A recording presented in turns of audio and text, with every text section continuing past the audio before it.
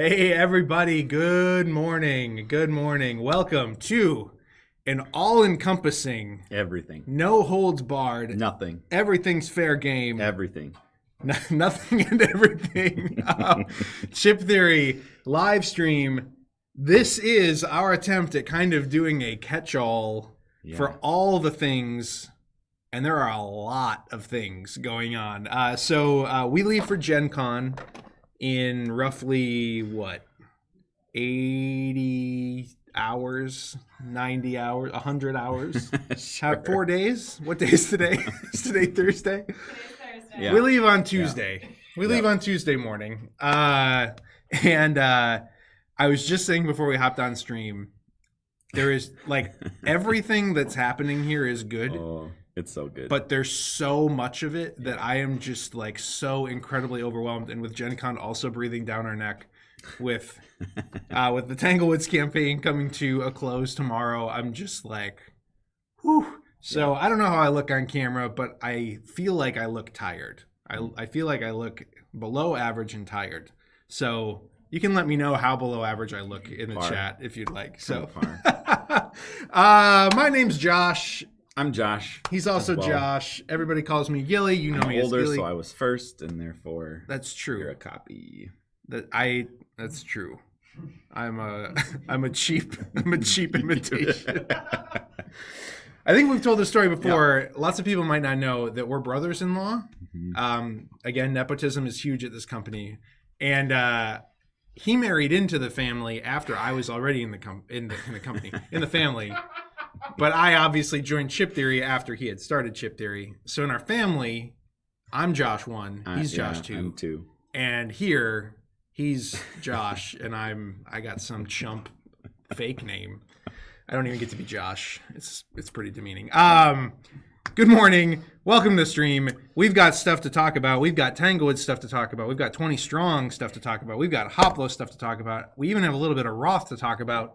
And then after we talk about all the things to talk about, we've got some Elder Scrolls gameplay with the very, very shiny, very, very attractive, much more attractive than me, looking very above average, Elder Scrolls Betrayal of the Second Era.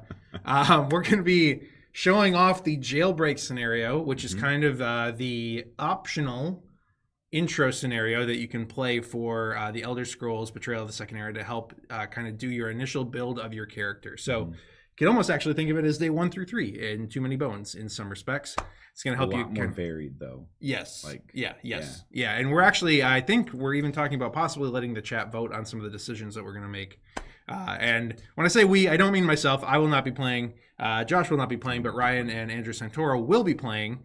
We're just going to open it up to questions. Every question you have about everything. I have a feeling most of it's going to be about some of the things we announced yesterday. But if you're in the chat, shoot us your questions about anything and everything. We're going to do the questions. Then Ryan and I are going to take a look at what we have for Hoplomachus Pandora's box. We don't have absolutely everything here, but we have a lot of it. Yep. And it's all looking really, really, really great. And then after that, we will replace me with Andrew Santoro. Ryan will stay, and we will show you some Elder Scrolls gameplay. So, in case you missed it, we announced a little upcoming 20 Strong deck yesterday. We have a official partnership happening on a Nemesis 20 Strong deck. So the Solar Sentinels bugs weren't scary enough, and we wanted to take the whole moon bug thing up one more notch to just pure horror. And so we thought, this seems like a cool game. This seems like a game people like. So, so we officially announced that we've had a verbal agreement, kind of handshake agreement with Awakened Realms in place to do a Nemesis deck since I think Essen of last year. And it's actually like pretty far along. Now I say that from a development standpoint, meaning like we have a fully playable prototype here in-house already. I say all of that. Awakened Realms hasn't seen it. So, like, there's a chance we show it to them and they're like, hey, this is the worst adaptation of Nemesis we've ever seen, and you're going to have to go back to the drawing board.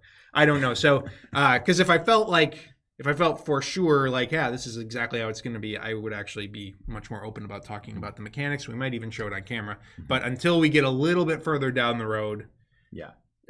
For now, it's staying just an announcement. But if you missed it, there's a free promo card now in promo pack, Universal promo pack, Hero pack, 3. It's in the pack. It's in the pack. So just throw the Nemesis promo card in your pack, and off you go. But you don't need to, because it's already going to be added. Correct. So yes, throw it in your Universal Hero case that we're going to unlock. There you go. And then you'll be ready with the stretch goals. But we think the promo card's going to be the Cataut. I'd be surprised if it doesn't end up being the Cataut. Yeah. Part of that is because Tanglewoods is kind of a cute and cuddly campaign, and the cat works really well for that. Part of it is also because we don't know what hero archetypes we're going to want to use for the Nemesis deck. And the Cataut is not a playable character in Nemesis, and so this was a fun way to acknowledge Nemesis and also not necessarily eat into our design space for the actual playable deck. So anyway, anything you want to say about that?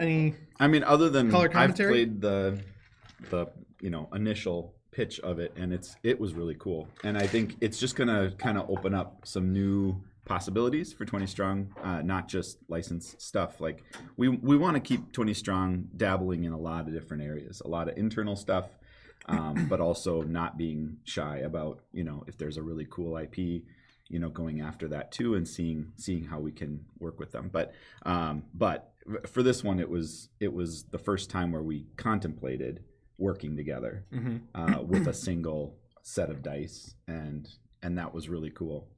It's working really well, and it's exciting to see what we could do with that, how we brand that potentially differently, or to make sure it's like clear to people that you're it's a little bit different than just a solo game, is still to be determined. But yeah, I think our hope would be it's still fully playable solo. Yeah, for sure. And if it wasn't, we would probably, again, we've talked about this before, like, because lots of people have been asking for co-op 20 Strong.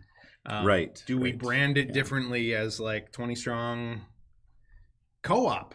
That's a very creative name for it.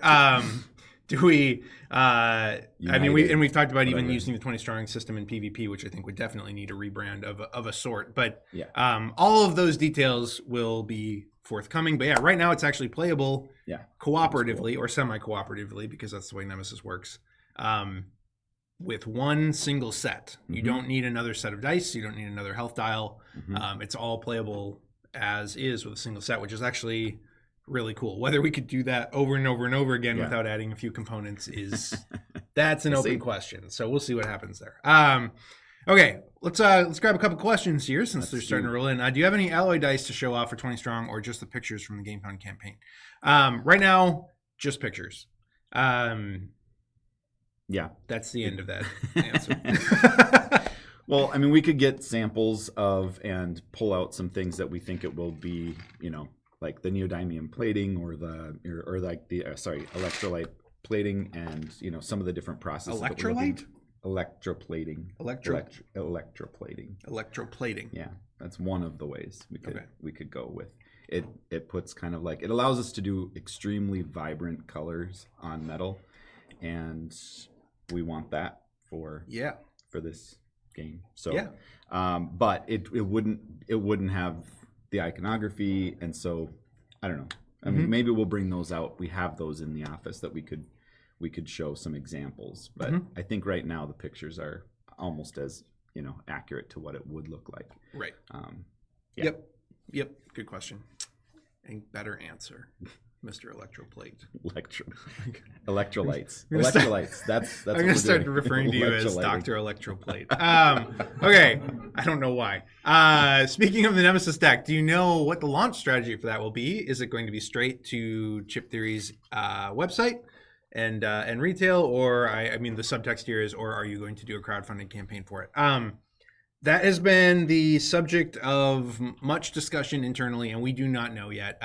Full disclosure, we are talking to Awaken Realms about some other decks as well, but we do not have anything set in stone for what that could or would be, and we haven't necessarily agreed to do additional decks beyond Nemesis. We know we can if we want to, is kind of the way that it's currently set up. And I don't want to speak for Awakened Realms too much either, so I'm trying to be careful with my words here. But they basically said, like, yeah, that's cool if you want to take a look at some of our other properties. It's cool if you want to take a look at Nemesis. And also, full disclosure, like, Nemesis is the one Awakened Realms game that many, many, many people in our office have played, and many, many, many people love in the office. So that's like the one that's nearest and dearest to our hearts.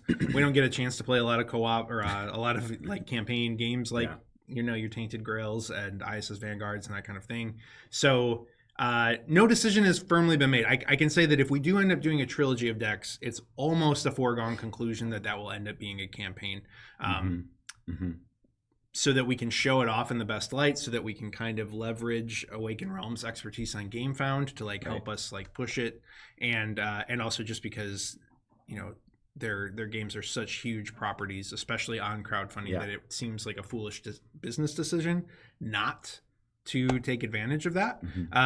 If we were to only end up doing Nemesis, then I think we would consider maybe some different release strategies, but too early to say on that. I mean, again, we rushed to try to get this announcement out just for this campaign, and our main goal was just to get this promo card into existence and to get this announcement made before the campaign closed, just to generate some additional hype. So, well, and if nothing more, just to like, if there's anyone that was wondering if we're like sold out on this system, we felt like this would also show how committed we are to expanding it further. So, yeah. In a similar way to like when we landed the Elder Scrolls, and all of a sudden people who had kind of written us off as the bizarro, expensive, eccentric board game company over in the corner people started taking notice. Like, those guys got Elder Scrolls? That's crazy.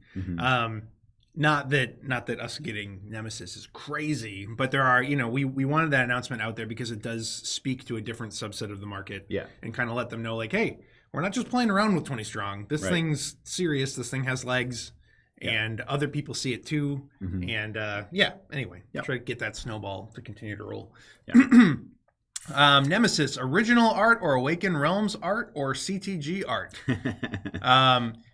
It's going to be CTG art. We're going to be putting Elder Scrolls art in Nemesis. That's how no, I'm just kidding. It's just the way that's phrased. I know. Original art, Awakened Realms art, or CTG art. I'm not sure what the difference between original and CTG is in that case, but anyway. Or maybe they're saying our art is Awakened Realms going to do new. Using Nemesis art original, art from Awakened Realms, or Chip Theory.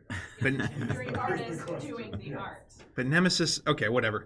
I'm not going to get into the semantics of the way this question is phrased. I also don't want to make the person who asked it feel bad. Like, I think they probably paraphrased the question. Oh, okay, all right, okay. We threw a little bit out there too. There you go. It's a nightmare back there with our people just typing up these questions. They're confusing me. We can start this over. No. I think the plan right now is to use existing Nemesis art for probably the majority of the deck. We're not going to look. The amount of art that Manny is doing for Tanglewoods, just to be clear, is insanity. That poor man. And he's had such a great attitude about it the whole time.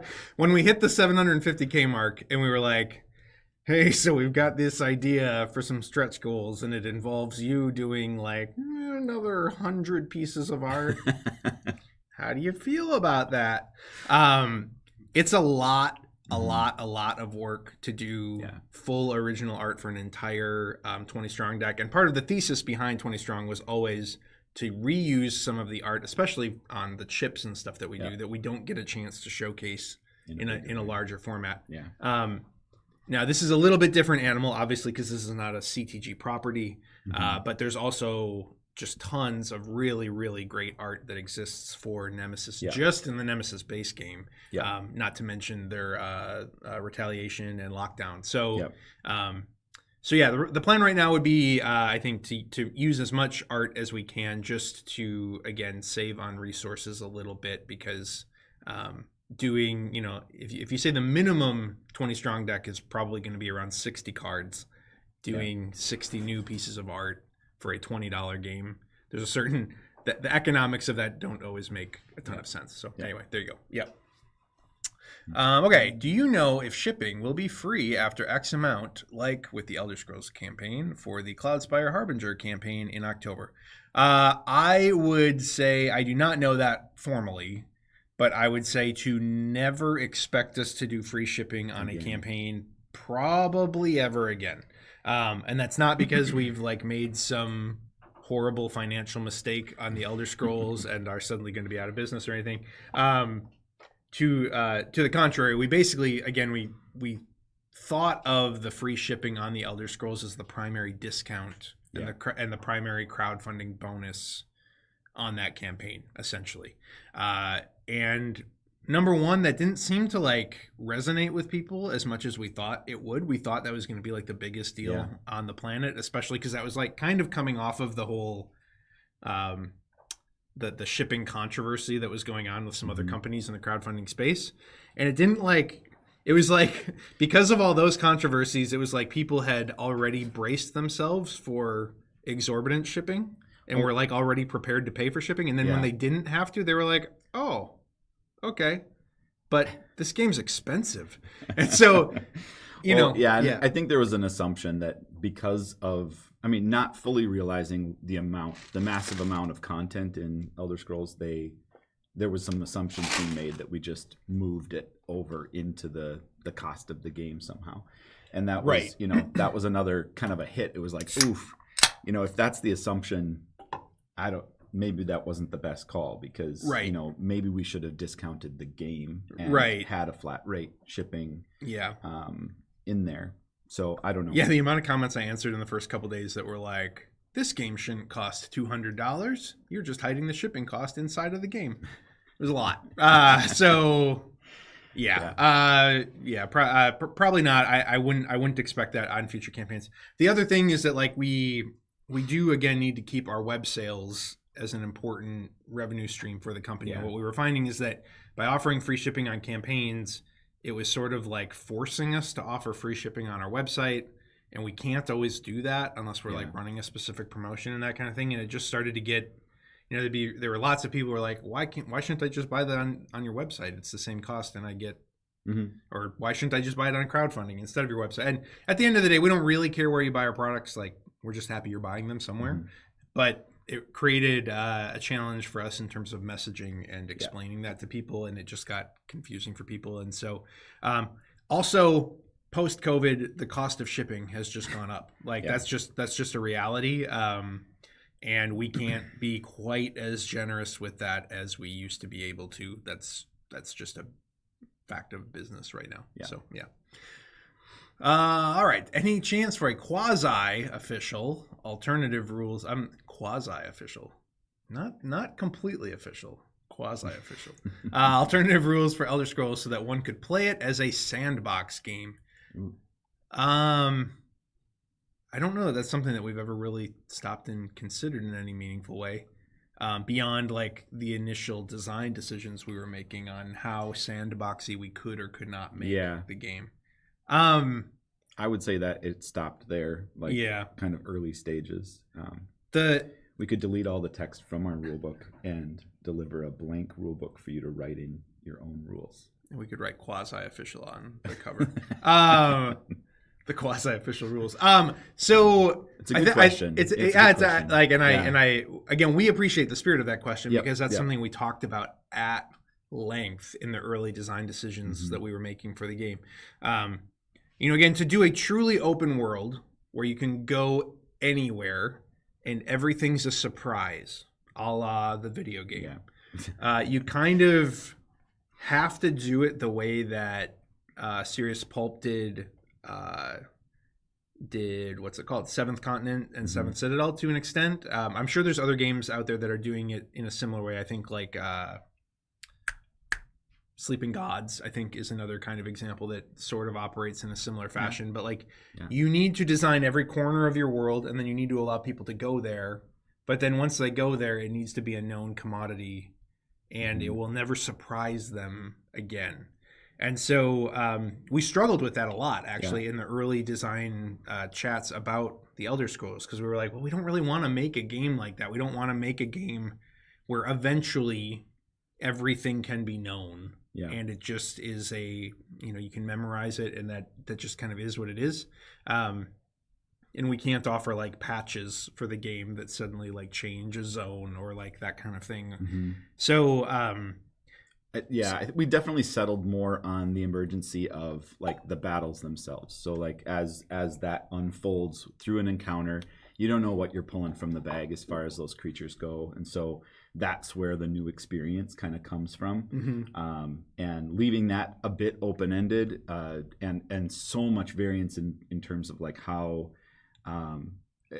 you're presented with those enemies, how many, what's your group size, like what day is it, all the, how much experience do you have, all those things kind of factor that into that in a different way every time. Yeah. So I would say that's kind of where we like tried to build a bit more open-endedness than like the map. Right. Or, well, and also, I mean, also the way that the delves work. Yeah, that's a good point. Those are random every time. Within a certain set of constraints, obviously. There's only so many cards we can put, and we put a lot of cards in here. But also, and then also, that's why you have the hard quest steps that you're going to encounter throughout, the Gazetteers, that kind of are your canonical story that you're tracking along with your guild. And then we fill it in with the random encounters along the way, so that those are always a surprise. And again, you could know exactly what's in that encounter deck, but you never know what order you're going to draw it in. And so that's kind of how we tried to walk that tension between creating a known game length, creating a known expectation for what a session of the game will look like, and also still giving you that feeling of, I don't know what's coming next, and it's worth going over there, and it's worth checking these things out. And hopefully people feel that, because again, there's just different things that you can do in a video game that you can't do in a board game.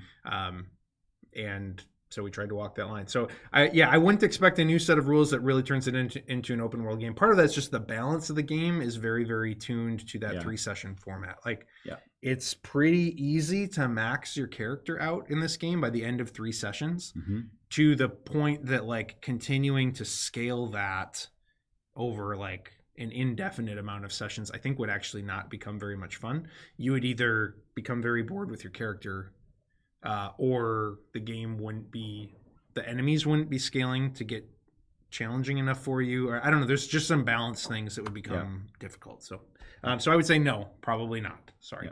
Can we possibly expect more gameplay streams in the future for Elder Scrolls?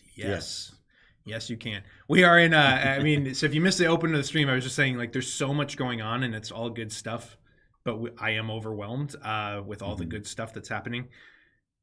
We've got Hoplo proofs coming in. We've got a Tanglewoods campaign wrapping up. We've got Roth trying to like get into production and get kind of finished up. We've got Gen Con coming up next week. We have, and then we have the Elder Scrolls that just arrived. We've got a Nemesis announcement, and we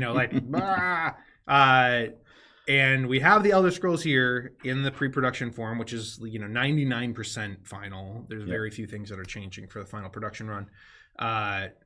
But we also need to teach people how to play it, and so we're trying to walk the line of like teaching ambassadors how to play it so they can demo it next week at Gen Con. We're trying to offer content creators like hands-on teaches of the game so that they can cover it a little bit faster. In the meantime, Andrew Santor needs to go to Gen Con next week and like handhold and do teaches and demos of Elder Scrolls for media. All weekend.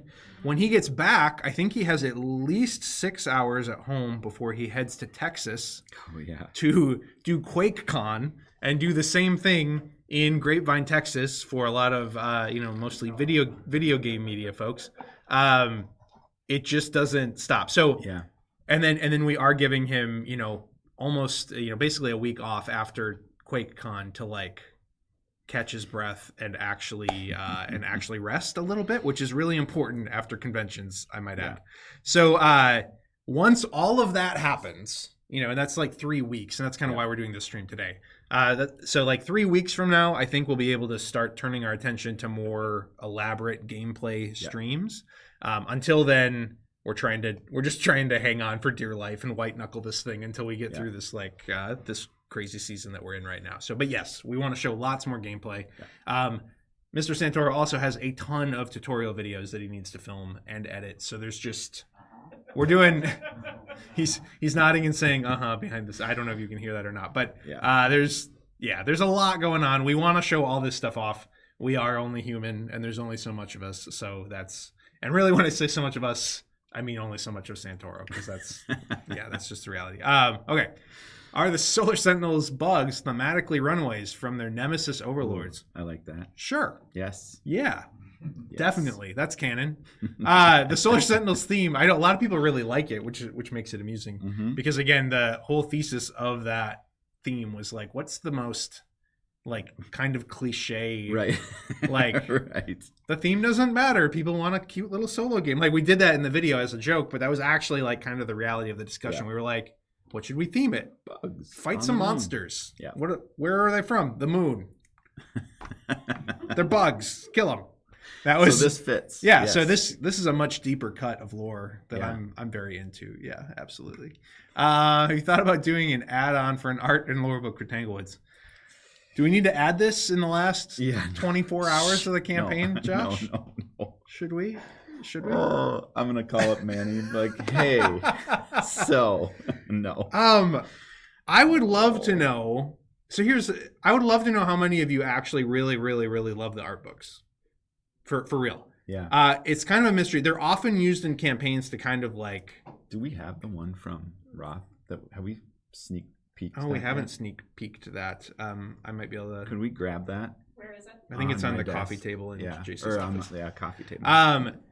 We had lots of back and forth discussions about it, like whether we should we not, do we whatever, do people like it, or do people feel like that we're just because you a lot of times you throw an art book into an all-in pledge and it's like, look, a $20 savings, and people are like, yeah, but it's all in the little art book that you're giving me that I don't know if I actually want. Or my reluctance with it has been because we did so many over the top, the art and lore for our big box games has been the cog books with riddles involved. It's been the burn cycle, tape Walkman, recorder, Walkman. and that, it was all a surprise. And so it's and those are typically closer to loss leader products for us. So if we aren't doing that kind of extreme thing and it's truly just an art book, I'm we got to warn people, this isn't so crazy. I mean, this is nothing to say is it's not minor by any means as far as the treatment goes. Yeah, Here you right. go. Yeah. I'll let you handle it. But I wanted to show the edge, the pink edges and. So yeah, well, actually, you can kind of see this. So this is actually an example of the foil edging on the cards that we want to do which was one of the stretch goals for Tanglewoods. Yeah. But yeah, this is the Roth art book right here. This is our first sample. This needs a lot of work yet, but look at it a little bit. Make sure I'm in frame. Yeah. You can go to that side camera next to you. I can't see what's on this one though. That's Now read it to us, please. the Guild, shrouded in secrecy. No. Okay, sorry. All right. So yeah, basically The Uglon embrace their horde. Okay, I'll stop. Anyway, Roth art book. Yeah, so possibly not. So no, I would say probably for Tanglewoods. No, that's not in the plan, and we have to put a stop to the extras to deliver this, in a timely manner, I think. But we're also the feedback would be helpful because for those reasons. Yeah, absolutely. We're also we on this campaign, we were also trying to walk the line of I think the appeal and part of the reason that the original 20 Strong campaign did so well was because it was so brain dead simple to pledge for it. It was $65 or $60, I can't remember, free shipping, I'll take a chance on this little Yep. solo thing that Chip Theory's got going. And while we certainly wanted to do it much bigger for this release, now that we know that people like the system, now that we have Manny on board, and now that we have this really compelling universe to explore with Tanglewoods, we also wanted to be careful about not being like, to go from the simple Brain Dead campaign to like, wham. make sure you spend at least $250 Right. with us on this one. And now it's suddenly just like every other Chip Theory Yeah. property. So tried to be careful about kind of scope creep and accessory creep to an extent.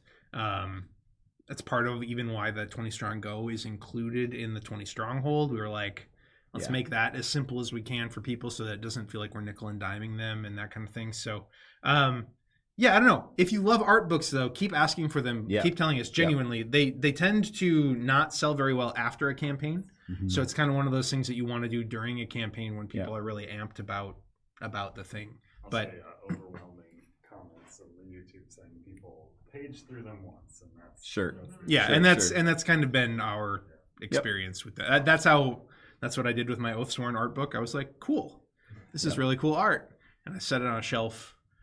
And I don't know that I will ever pull it out ever again. I'll come look at it. Yeah, well, there you go. Yeah. Yeah. Well, you'll come look at it when we are getting ready to do the next art book and we're looking at examples. Yeah.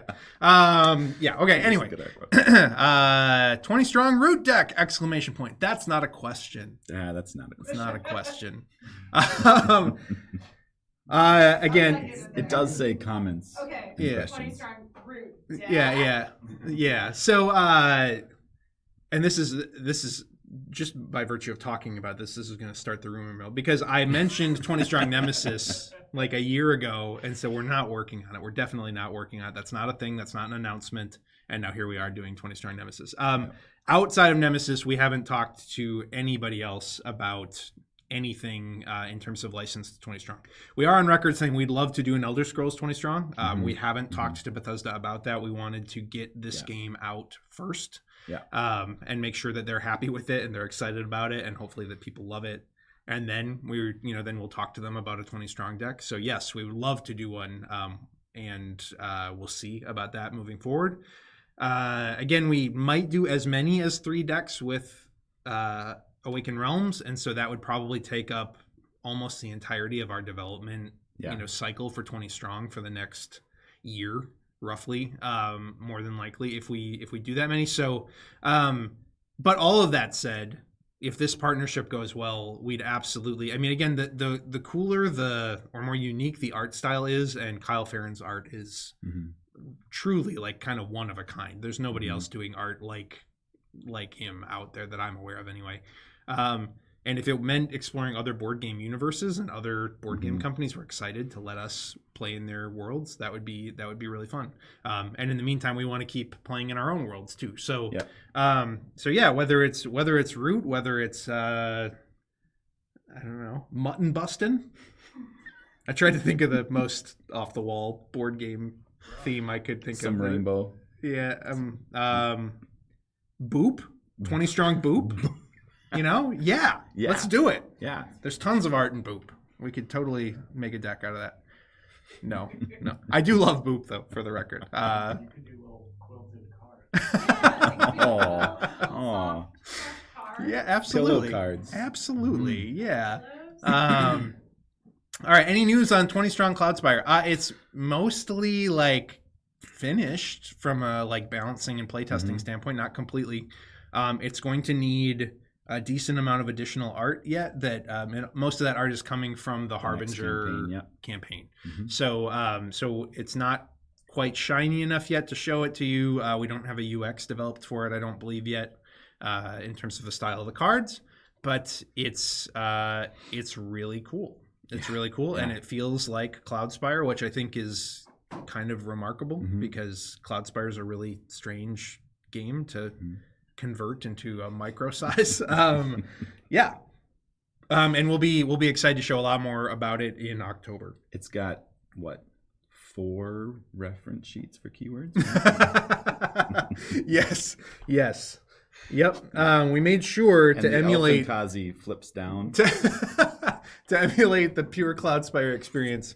We made sure to add like another 40 keywords for you to reference while you play. That's what we're gonna unlock That's- for stretch goals. that's actually the only thing You about get it that another reference card. that's the only thing about it that actually feels like Cloudspire is just keyword referencing. That's it. Everything else actually is Yeah. because that's all you do in Cloudspire, right? I'm joking. I love Cloudspire. Calm down. I helped design it. Relax. All right. Any plans for a Hoplomachus Trove chest? No. Next question. Next question. Not at this time. The mats, that'd be an interesting one actually, because the mats are pretty wide.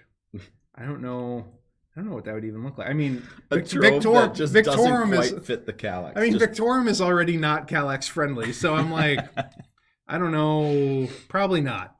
Probably not. or a double long trove that Yeah. just hangs out of the Calyx like. or a trove that you have to store in the Calyx diagonally, like you kind of can with Love it. Do you have a final date for when the Hoplomachus Pledge Manager will close? I anticipate it will also likely be like the first week of September, probably right alongside the Elder Scrolls one.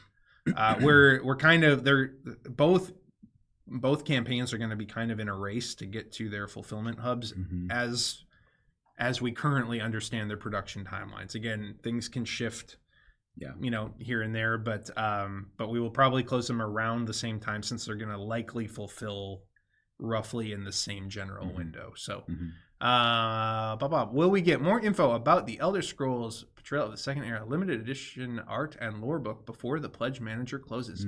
Yes, you absolutely will. In fact, I believe we're going to see a final version. We've been told we will likely see a final version at Gen Con.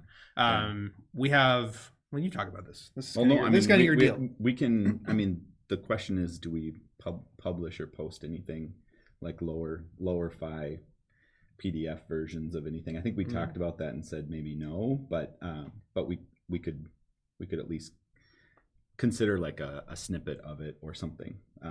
We will send you a PDF with proof that you backed Tanglewoods.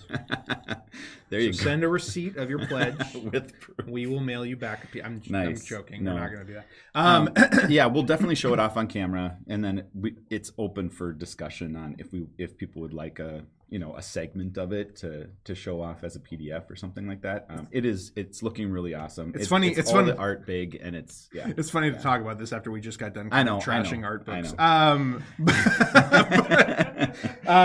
It is cool. really, really extensive. Like the amount of yeah. art in it is kind of wild. So and it's got, I mean the cover treatment and everything. I'm really excited to see what we did with or how the final treatment that we decided on turns out. Because we've only seen like bits and pieces of it. We haven't seen it all kind of coalesce together. So well, it was hilarious how it started as like, I mean, what is this 20 to 40 pages, and I was like, yeah, I mean, the art book we'll put it all on these pages, and it's a bigger art book, so we'll 80 pages, 80 to 100, we're probably good. And then checking in with our creative department, we're at 120, and then at 160, and then at 180. And I'm like, we gotta kind of stop this from going too much further. Right.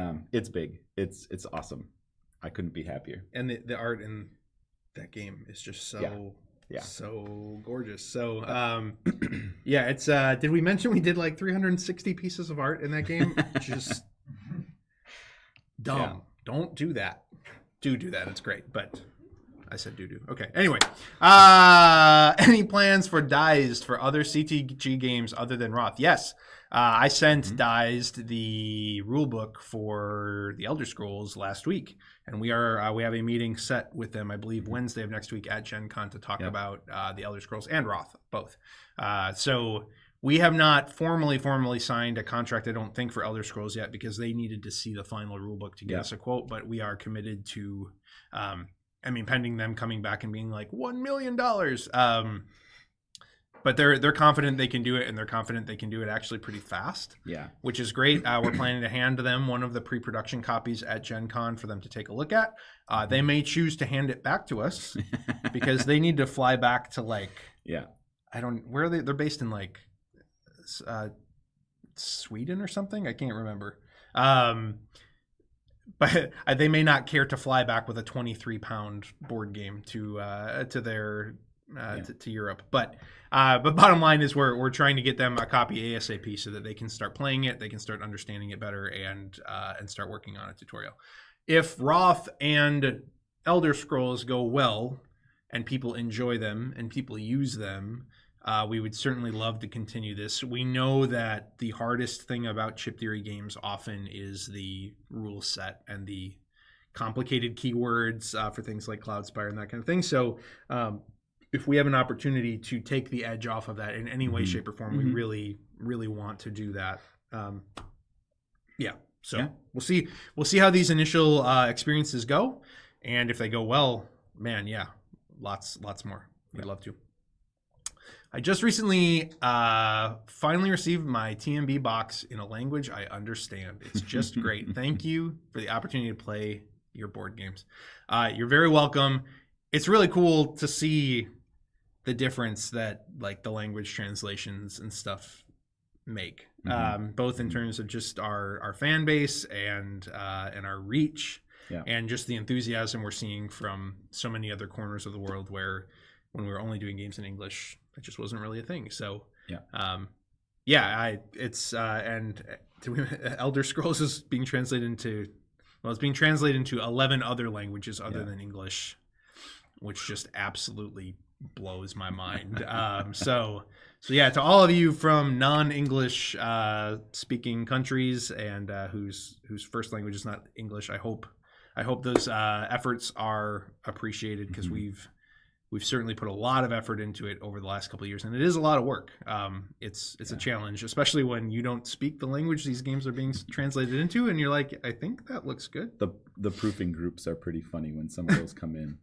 Like we do want to look things over, make sure, and help any of the translation teams. Like make sure that there wasn't any dropped icons or whatever. But you look at that wall of text, and you're like, looks good to me. Yeah. This looks better than any other Korean translated thing I've ever seen. Right. Yeah. Love how the characters look. Okay. Anyway.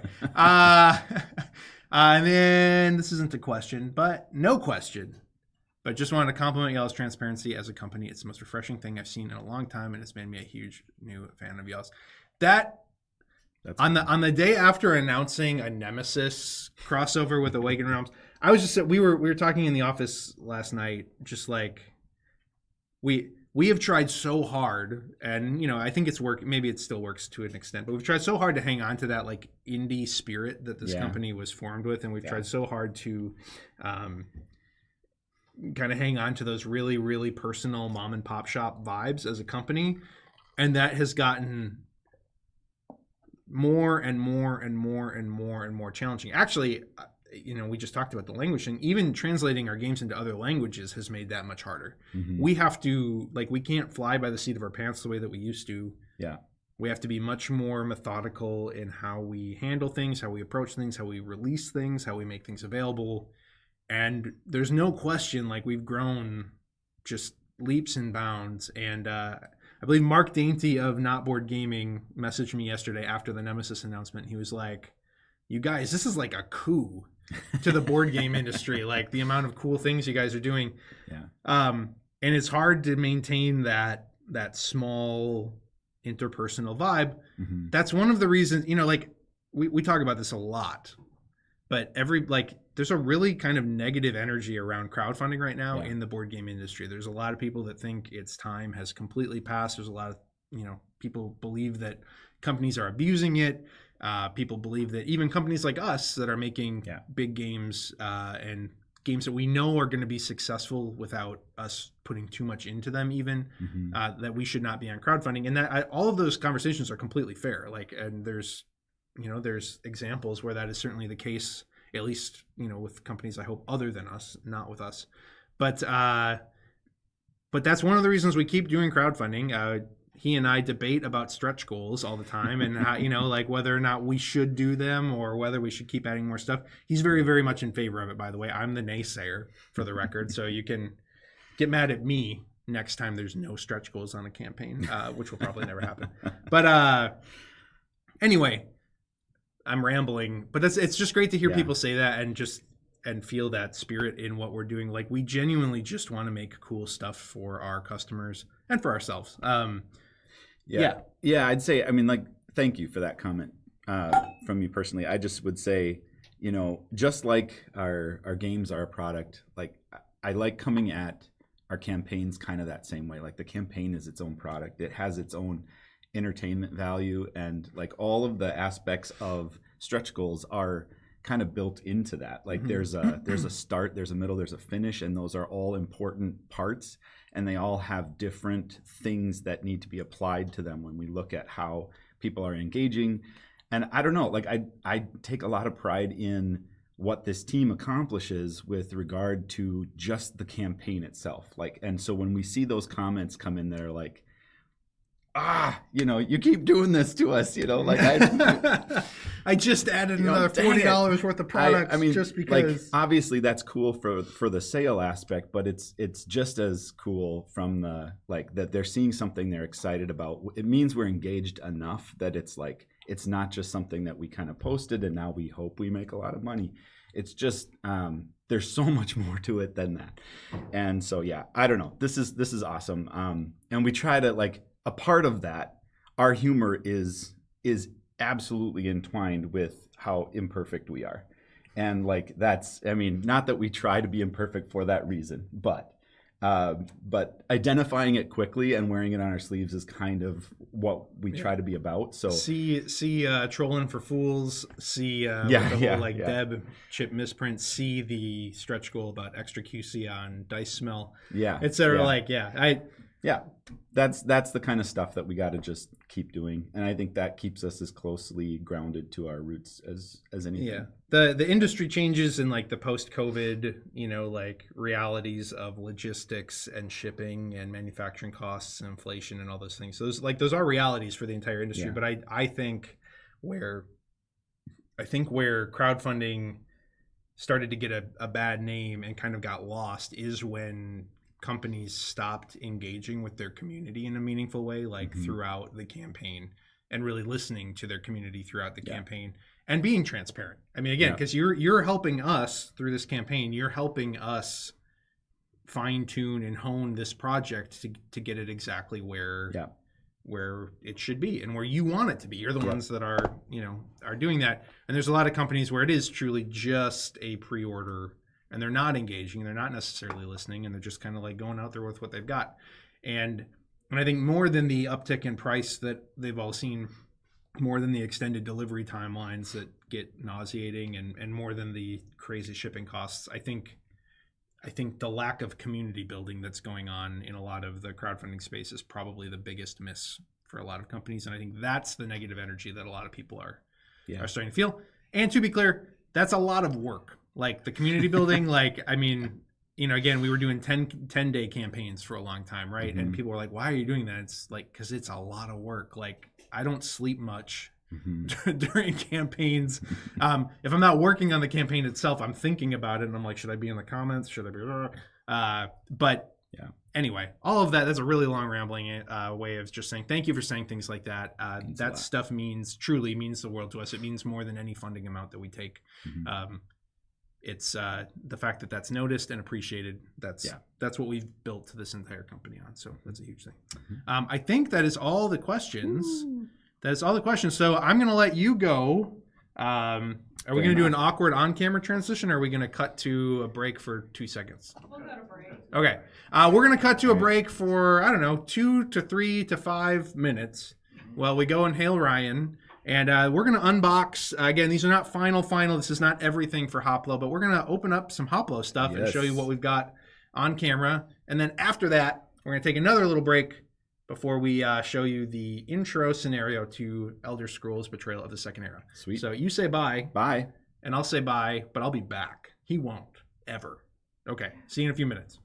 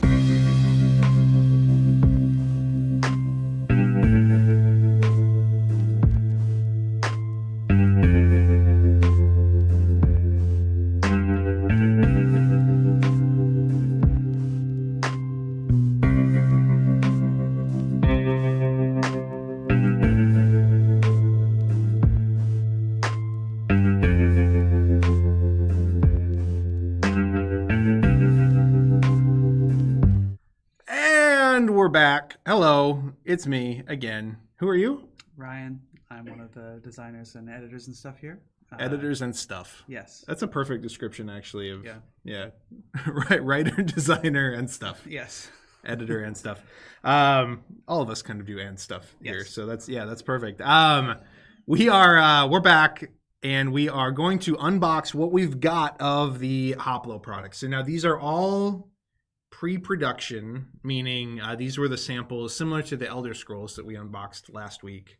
These are all these were our last chance to make any significant edits before things went into mass production.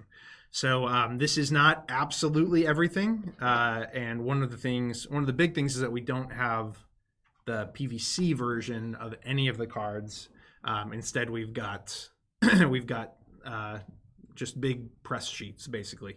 So that's going to be the biggest thing that you're going to notice. And then I don't think any the insert stuff that will be in these boxes is also not really in here. They're kind of just open air boxes. So, But yeah, when we do get like the final stuff, we'll do like a nice unboxing with Logan, who did a huge amount of work on this and is really excited to show it off. Yeah, we've got some pretty cool stuff in here today, though. yeah, it's all looking gorgeous. Like I think I think the Victorum, like the Victorum box and the Victorum product, I think pre-Elder Scrolls is my favorite thing we've ever done from a like pure aesthetic standpoint, and this stuff looks just as good, if not better. I think in its current form. So yeah, I don't know. Yeah, so we have 5 products here. We've got this, we can go over this in a second. And then there's the neoprene tracker pad is in here. Okay, beautiful. But yeah, which one should we go over first? Let's start with the small stuff. And then we Okay. can clear it off the table as we go. Yeah. All right, so everybody's going to be getting this. This is the Forge little mini pack. That Micro came. expansion. Yeah. So this has got. You can see. Should I do so it? yeah, you can Here, go okay. if you hold it up in your palm. Okay. The one next to you. What? Oh, this one. Oh, Yeah. This one this one right here. Okay. is about there. Good. All right. So yeah, this is for the Smith. He's an opportunity hero unit that you can get, and you've also got the opportunity Damascus Steel that you can attack you can grab, and then you've also got, this is maybe my favorite art actually in Hoplo. This is Fishback, which is like a Bane enemy you can get in here. So Anthony did a great job of drawing Fishback. It's kind of like a blobfish merman with a crab trident. So pretty cool. This will come I don't think that counts as a trident when it's just it's two. a duodent. But, Yeah. but yeah, this will also come with a few cards as well that kind of go along with it, or one card, I can't remember exactly, but it's got some PVC with it as well. Yeah, it's pretty small, but it turned out pretty well. Yeah, that'll be a little $5 micro expansion again that we gave away for free as a part of backing the campaign. Mm-hmm. So I think we've shown that merman in an update, Yeah, I think so. Blob Merman, but he looks much better on a chip than he looks like in huge high res on your screen. But yes, I'm getting a poster of him putting it up in our office. Yeah. we should get Anthony to come in and actually do a real oil painting of Yeah. it. That would actually be the real. We have all of these like screen print things around. We should get a screen print of that one. That's, yeah, absolutely, absolutely. Okay, so that's the Forge mini expansion. Let's dive into Pandora's Might. Okay, this is our crossover kind of thing. So this is stuff for Victorum and Remastered combined together. Yeah, so this has this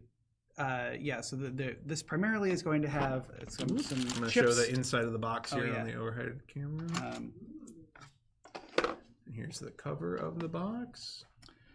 So the main thing this actually has in it usually is PVC, which we don't have like in here right now. But it's got I think, let me double check how many. It's got over 100 PVC prowess cards that you will kind of be unlocking along with whatever heroes from Remastered you're going to be playing in Victorum. And we've got this little book here that kind of shows like the starting stats. Like a little bit. Here, I got it. Yeah.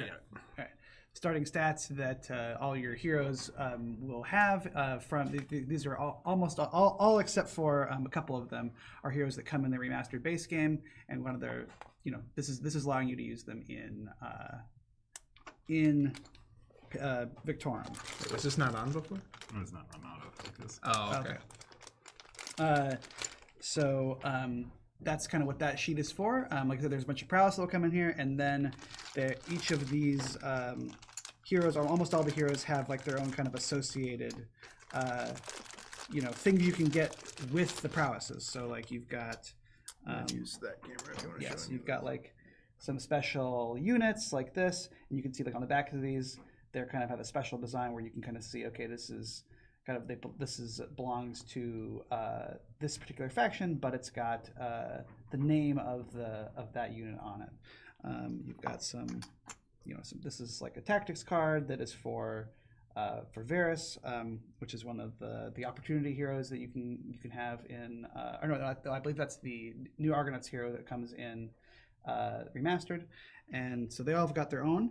And then we also got the double thick Pandora chip, which you can use in remastered or in Victorum. Remastered, you can use it as opportunity hero or as a crowd favor hero, and you can use it as a regular hero in remastered or in Victorum. It's hard to remember which one to say. I know. Well, I can't keep the names of these expansions straight still, Yes. and I had to market them. So that's maybe on us for just not naming them quite clearly enough. But Pandora's Box is just too good of a name to not call the campaign. right. Well, yes. Yeah. Exactly. But yeah, I mean, so the primary focus though of that expansion, Pandora's might. Yes. There we go. It might be that. Case in point.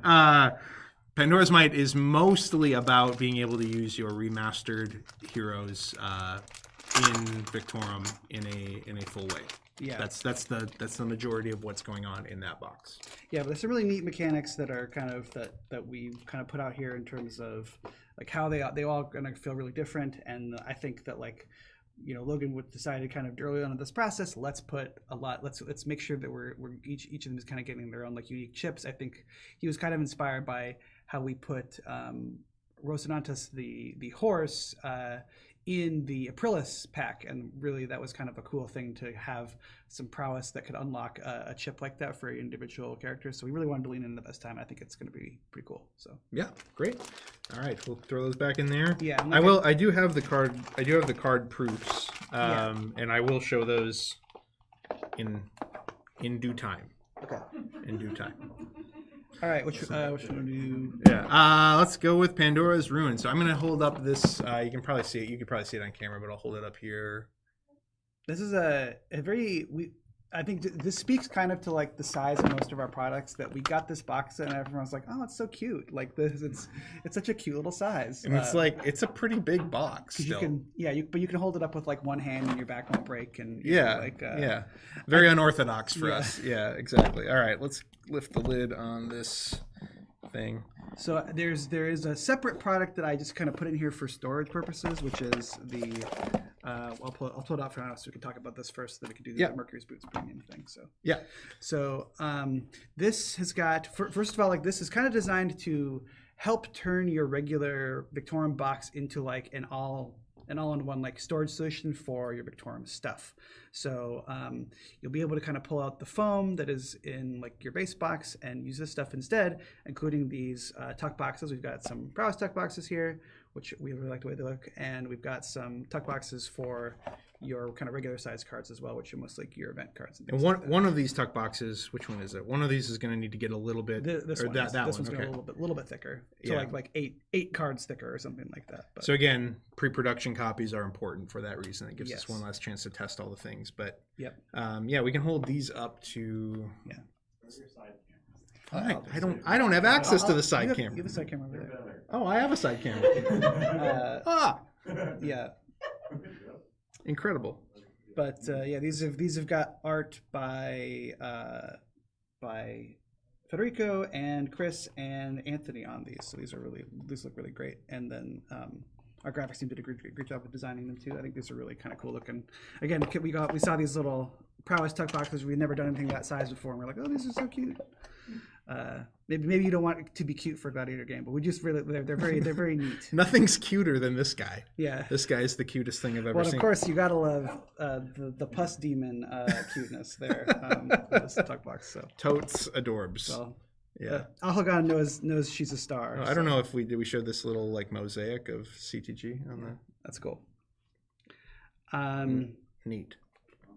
Yeah. Neat and cute. So That's the whole thesis of Victorum. Neat and cute. we've got our rule book in here as well, and then we've got a bunch of chips. We will also, like I said, there will also be like prowess and event cards in here, which we'll show when we get the sheets. One of the things that's in here is also like the Mercury's Boots shorter way, or we call it quick torm around the office, which you can kind of see is a slightly different sheet, but like it allows you to play the game in a much quicker fashion. Down a little bit. Okay. And so that you kind of fulfill that in a similar way, but like different enough so you can kind of play through the game a little bit faster, which I know a lot of people were asking for and pretty excited about. And it was something we actually had available for people during the campaign, and people were really responding well to as well. So that's pretty cool. And you can, again, I think on the last Hoplo update, we did the final rules for Mercury's Boots, which includes the updated difficulty levels for it as well, which was not something we released during the campaign. So you can play Mercury's Boots right now, even before the campaign fulfills, in its final form. I think maybe without this specific sheet. I don't know if we released that yet. I'd have to look. I'm not sure, yeah. I do owe you all of you Hoplo backers, I do owe you all a much more elaborate update. I apologize.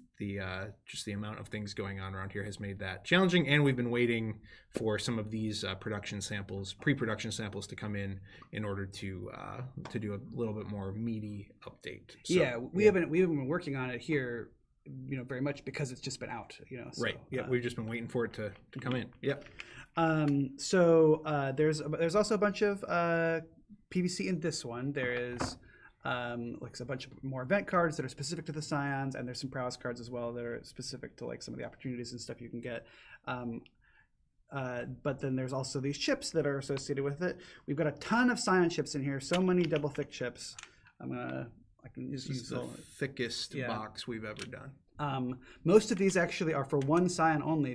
Most of these are for Set, our shape changer Scion. So Set can turn into a beetle and a crocodile, a bunch of other things. Let's show those on the Set camera. Okay, you can have a bunch of them. I can have a bunch of them.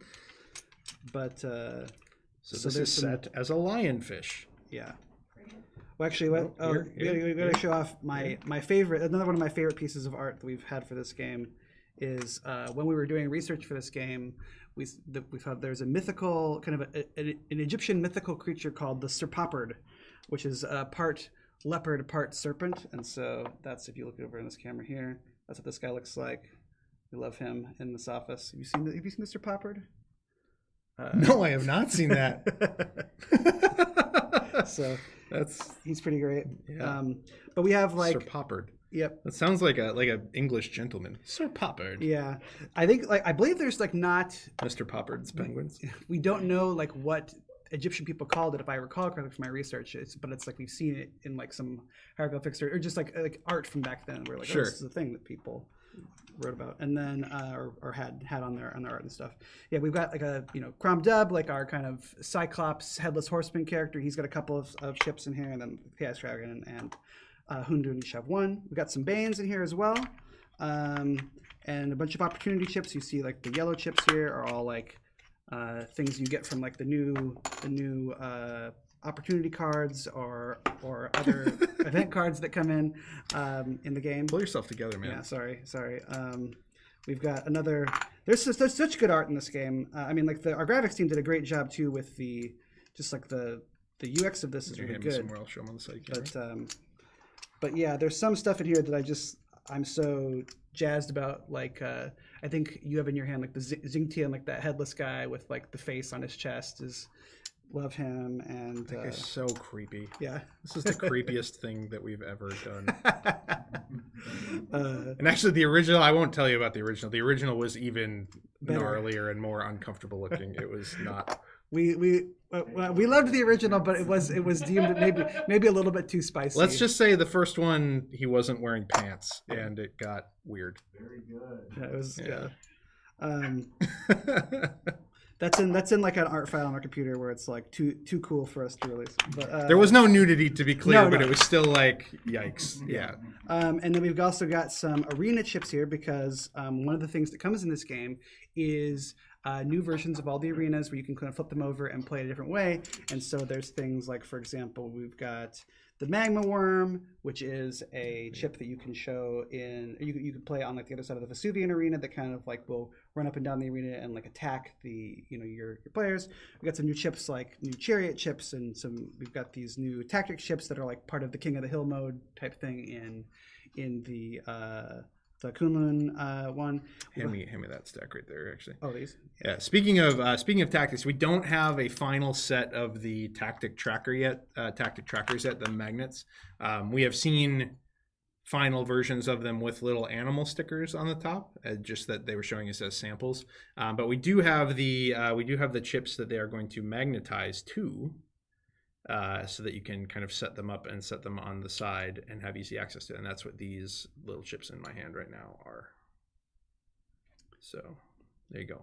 Yeah, and we have a couple of new arena chips for like the Pluto's Refugees map as well, because I know people were asking about can we have like different beasts and stuff. So like the other side of that has 2 new beasts. So we've got that's really a lot of variety that's kind of going in there. So yeah, that's kind of the chip outlay here. Yeah, and great. then we can show the PVC in a second, but Yep. We also have, along with that, this is like one of the accessories we sold on the campaign, which is the people who wanted to kind of replicate their neoprene tracking experience from the base game with the Mercury's Boots version. We have like the Mercury's Boots version of this neoprene tracker pad. It was a little different to kind of accommodate how that game works. And we've got the little sword tokens for it as well. So Yeah. all right, do you want to go into the PVC yet? Or do Well, you let me pull it out here. I'm going to pull. Let's stay on the top-down camera. I'm going to open this box and see if I can quickly just kind of pull this out of here. There we go. Okay. Now that I got the cards out of that little box, we're ready. Here. All right. So what do you guys think? Look at this. Should we pivot to this? Does instead this of look PVC? pretty good? Like, yeah.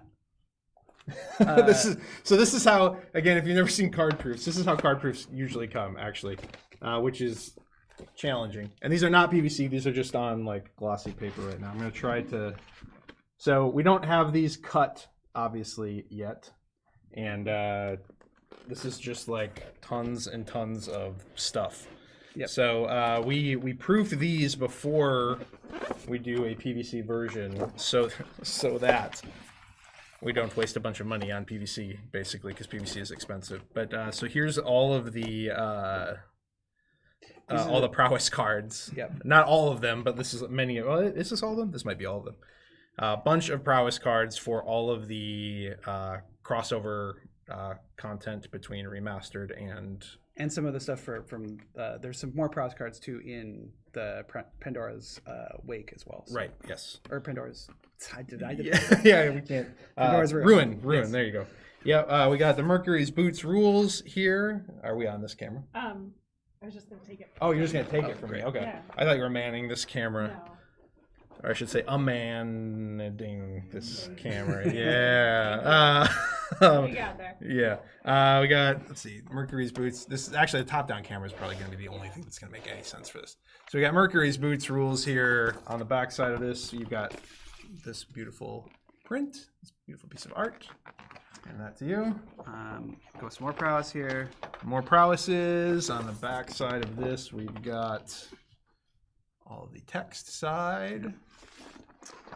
These are the opportunity cards for Pandora's Ruin. So these are all like, if you can see, like they're kind of themed. At the top it says like these are for Crom Dub, These are for Qualimus, Do you actually know how to pronounce all of the scions in Hoplomachus? Basically, yes. Like I tried. How is this pronounced? Divi Sapid. It's Dive Sapid. Dive? I believe so. Yes. I try to look this stuff up because I know I have to talk about it sometimes on stream. So. Dive Sapid. Yeah. Okay. So some of them, it's Not some of duvet, them, some of them, it's tough because there aren't a lot of pronunciations online. Like a lot of the stuff we did from Mayan mythology, like that was pretty difficult to like find the right way to say it. But I think I'm pretty close at least for most of these things. So we got new events, new combat events. And these are adding, not only are these adding like special events for the scions that are coming with this game, they also add special events themed to the scions from the original game and for 2 Qualimus from the Approach and the Fool So pack. so this is the Dark Days stuff that something that a lot of people felt they were missing between Victorum and like something like Too Many Bones was the lack of like the scion influencing your the 3 acts prior to kind of that final, or the 4 acts prior to that final battle. And so what Dark Days does is it adds some of these events, you shuffle them in similar to a Tyrant encounter, so that you feel more of that scion's presence throughout the entire game. Yep. If you see these, so we've got the combat ones here. We also see these purple ones. These are like the Primus events. So these are kind of like special Primus battles you will get into, rather than it being the same thing every time. You can kind of like your own special Primus battle that kind of goes along with your Primus. So. And then here's the alternate or the new arena cards that flip. I don't know what side we're on right now. This is the new side. This is the new side. Okay. Yeah. Beautiful. So these are all the new arena rules. I don't know if I'm showing all. Yeah, I do have all of them. Okay.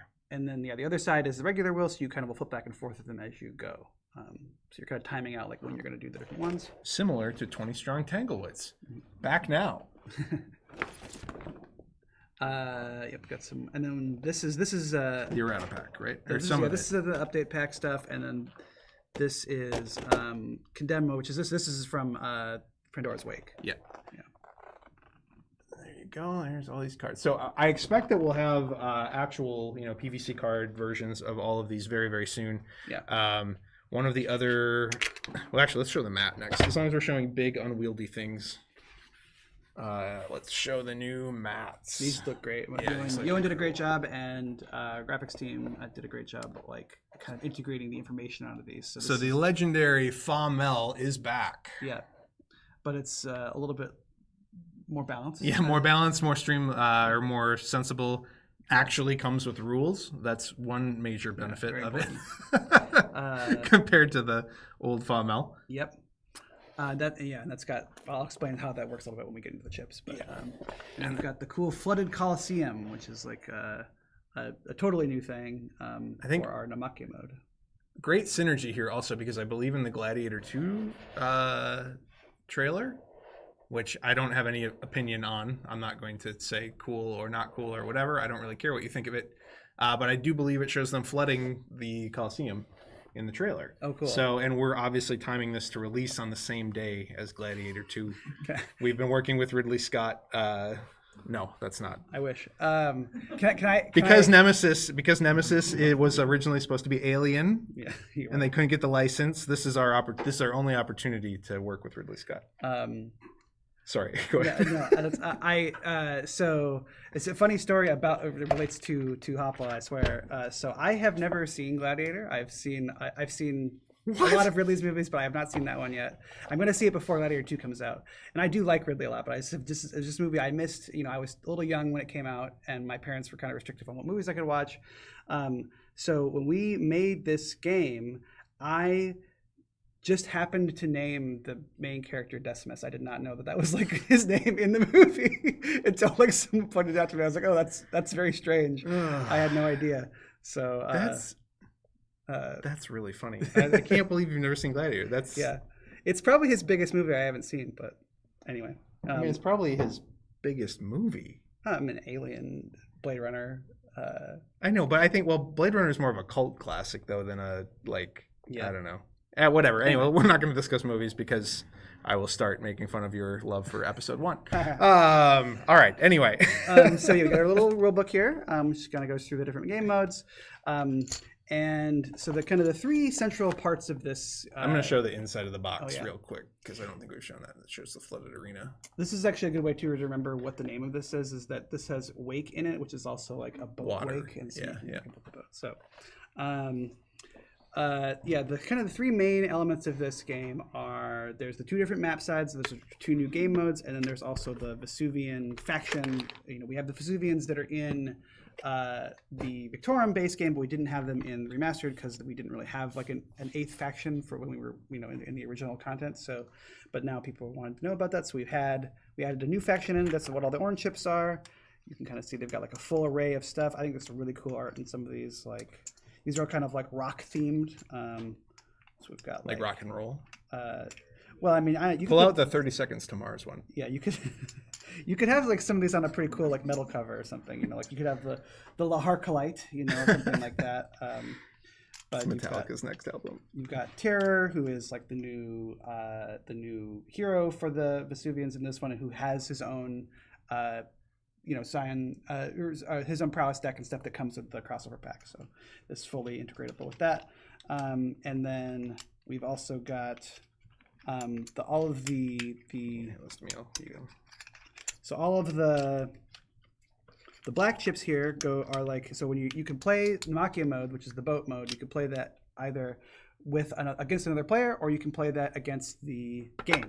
And we're playing against the game. You have the Sailors of the Dead AI faction, which has got Charon, which is the ferryman of the dead, and then all of the other enemies in this, all the other Charon's allies are all different kind of like psychopomps, like the kind of the people who usher the living over to the land of the dead. Psychopumps? Pomps. Yeah. Okay. So they are of different mythologies. So much mythology I clearly know nothing about. I even hearing Charon, I'm like, Charon? Yeah. Yeah, like I know that from Rogue Legacy 2. Yeah. Is the main way that I know that from. Yeah. But I never knew. I was always like, oh, it's Charon.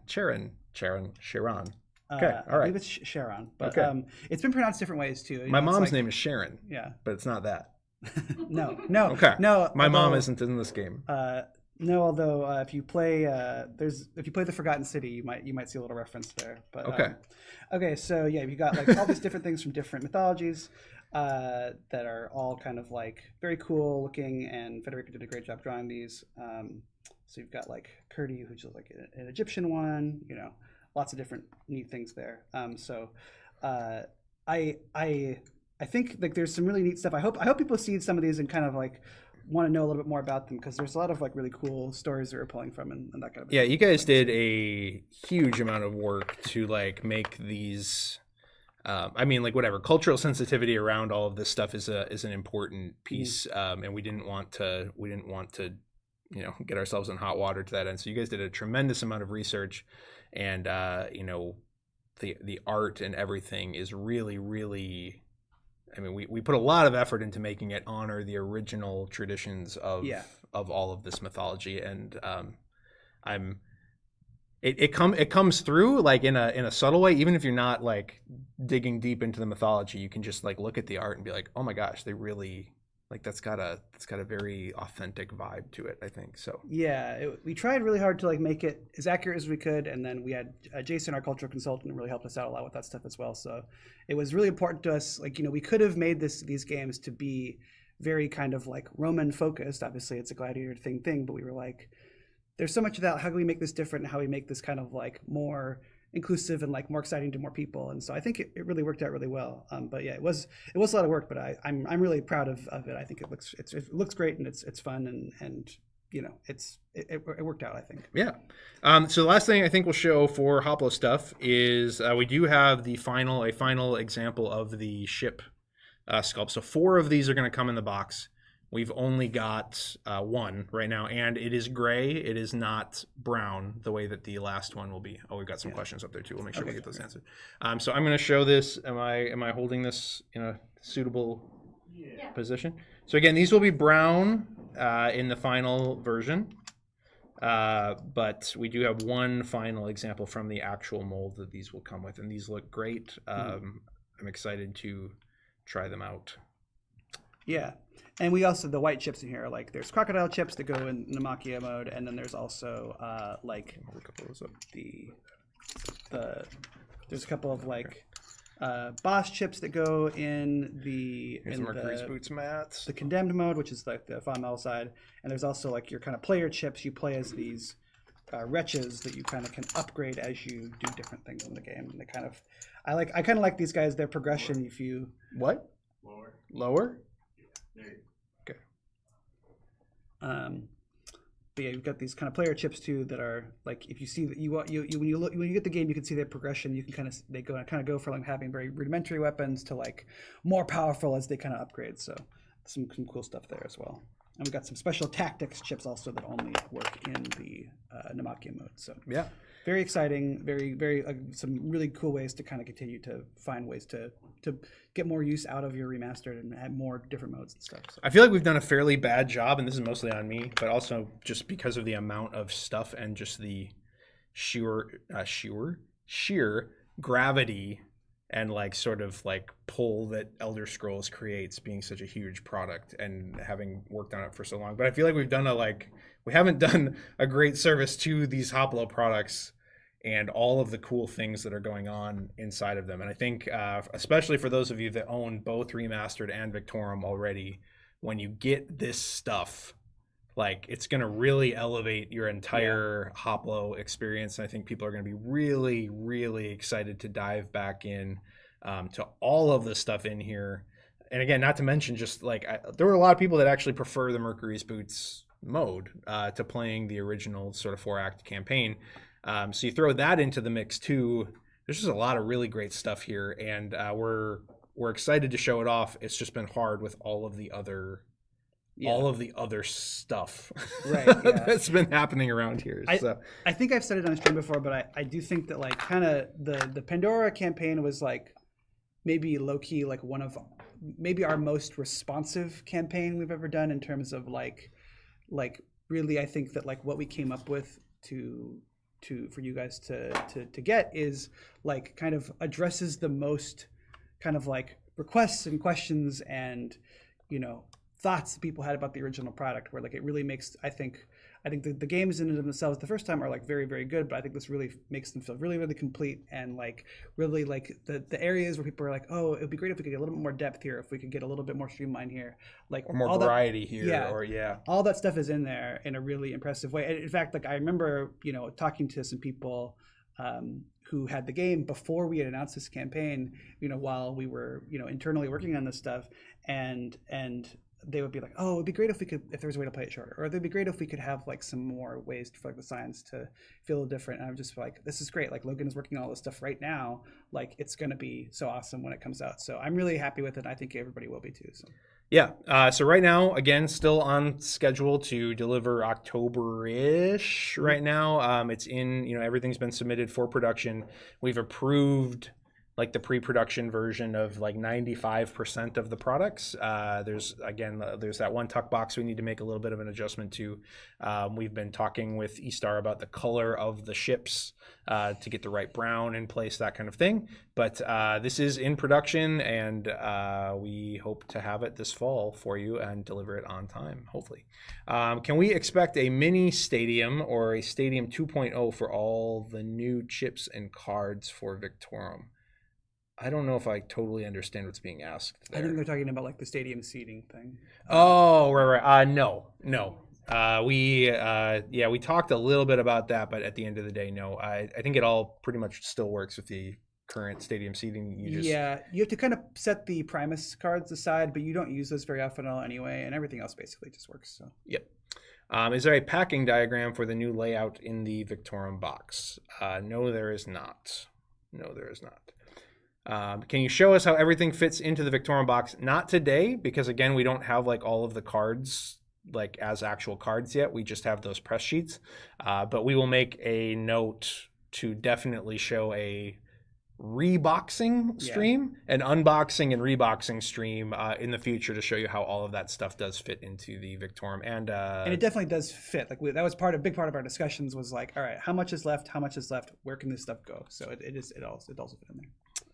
Is there enough room in the tuck boxes for Pandora's Might cards? There will be, yes. So that was what we were saying, is that like we had to make like one of the event card ones a little bit bigger, but those are designed to hold all of the stuff, including Aprilis, including the Pandora's Might stuff, like including the new expansion stuff. So everything from the base game and the expansions will fit inside of those tuck boxes. So outstanding.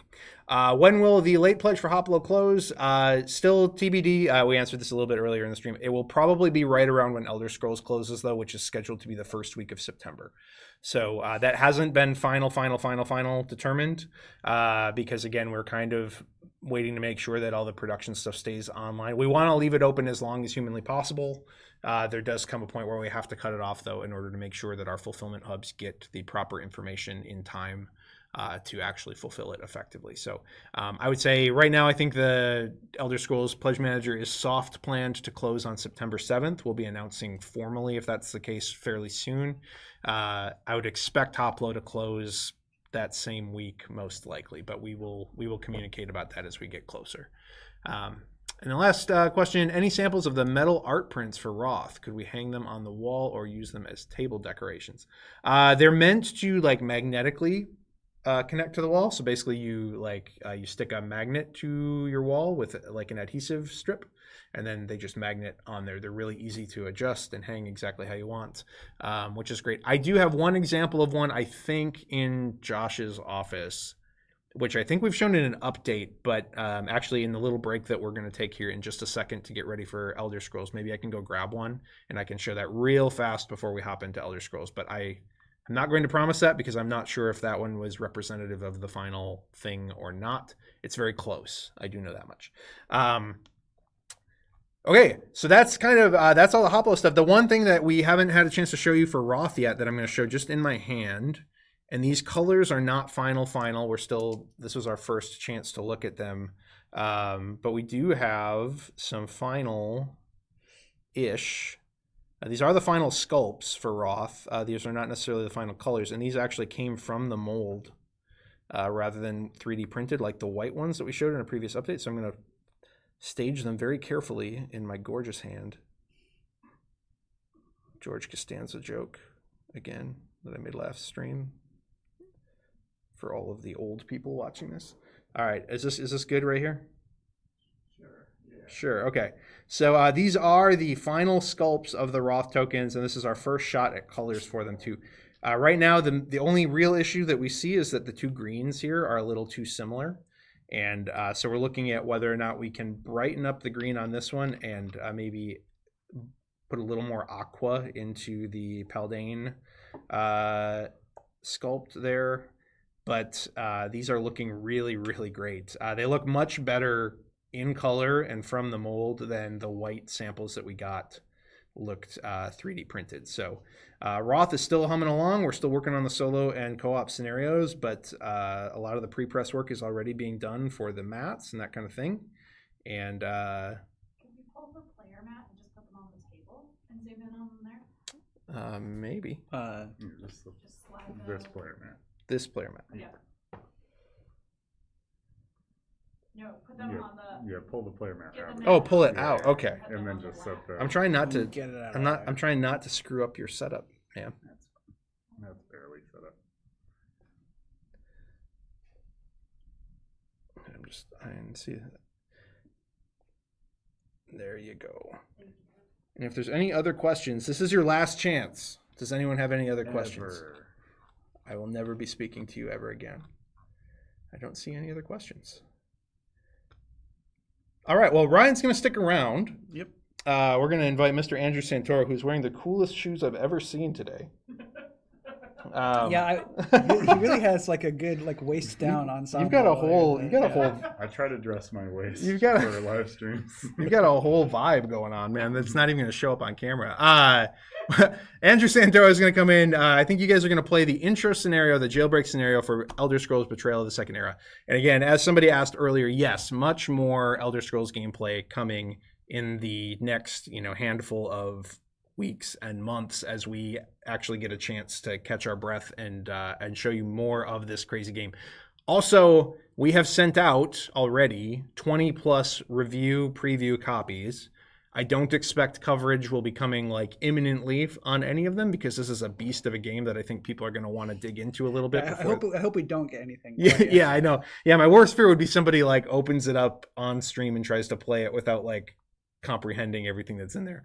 Yeah. And we are at Gen Con next week. We're going to be handing off another like 15 to 20 copies to various outlets. We already mentioned Dized, but there's also a lot of content creators that are sitting down for a teach at Gen Con and then we'll take a copy home with them to cover. So I'm got a big play session there too, so hopefully there'll be some buzz from that as well. Yeah, absolutely. So I expect, the lid is about to be blown off on Elder Scrolls here in the next couple of months, finally, at last, both from ourselves and from the myriad of content creators that we've sent the game to. So expect much more than just this jailbreak scenario coming soon from a whole bunch of outlets. But with that said, we're going to take a 5 to 10 minute break to set up, get ready to show you some Elder Scrolls gameplay. I'm going to go look for a Roth art print to see if it's final enough to show you on camera, and we'll be right back. Thanks, everybody. We'll see you in a couple minutes.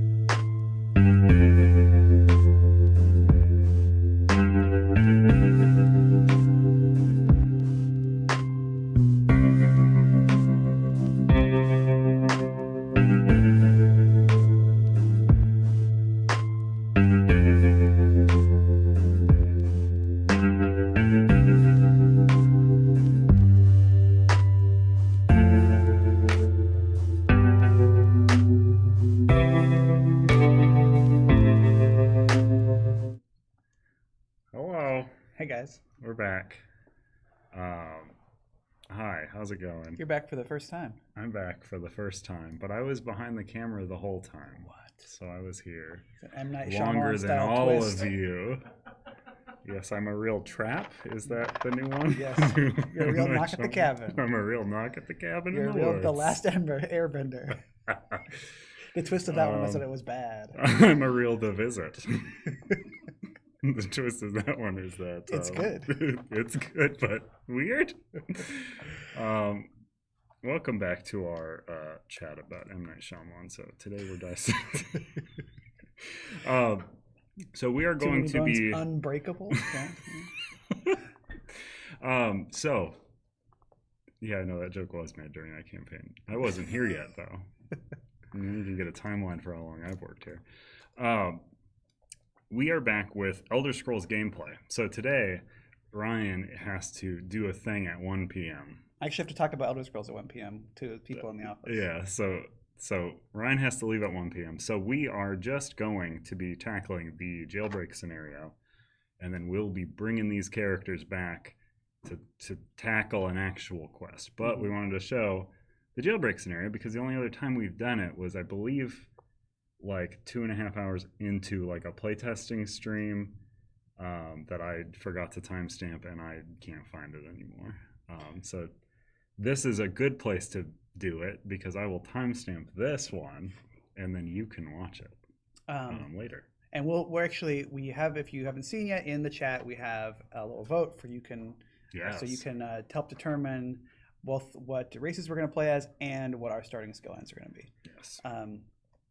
So to explain the Jailbreak scenario a little bit, I'm really happy about how this turned out. This is basically our attempt to give you a tutorial into the game, but also to kind of like mimic some of the things you've seen in Elder Scrolls games of old. So basically every Elder Scrolls game starts with you being in jail and getting out of jail. Yes. And for the old heads, you might remember like Hey, all you old heads out there. Kind of the early Elder Scrolls games like also included this sort of like almost like 17 magazine style personality quiz of like, Really? whoa, if somebody cornered you and you had like a sweet roll, what would you do with it? Would you throw it in the air and run away, or would you give it to them, or would you punch them in the face? And that would help determine like what class that you would be. And so we're like, can we combine both of these things kind of into a tutorial like simplified gameplay element to kind of like get you into the game, kind of set the scene, and for people who like that kind of thematic aspect, allow that to kind of help select your class as well. So I think it turned out really well, but I mean, you guys can visualize that because you're going to see us play it right now. We're going to get into setting up a bit, but I know I want to ask you this because you are clearly the most knowledgeable on this specific item. Is what's up with the lore book in Elder Scrolls, because that's just a thing you know a lot about. Like what's up with it in terms of like its current status? Like, what is it? Okay, well, why would somebody want if they don't typically like an art book? It is I will say it is primarily an art book. Like there is information about the world. I would say it's more of an overview. So I think especially for people who are like interested in the game but maybe don't have a really good grounding in Elder Scrolls, it's a really good primer for that. It's also for people who maybe have played like the older games but maybe haven't played like ESO. If you don't know, this game is set in like the same time period as Elder Scrolls Online, which is like thousands of years, or at least hundreds of years. I have to double check the exact timeline, but like many hundreds of years, and 2 whole eras before Skyrim. Skyrim takes place in the 4th era.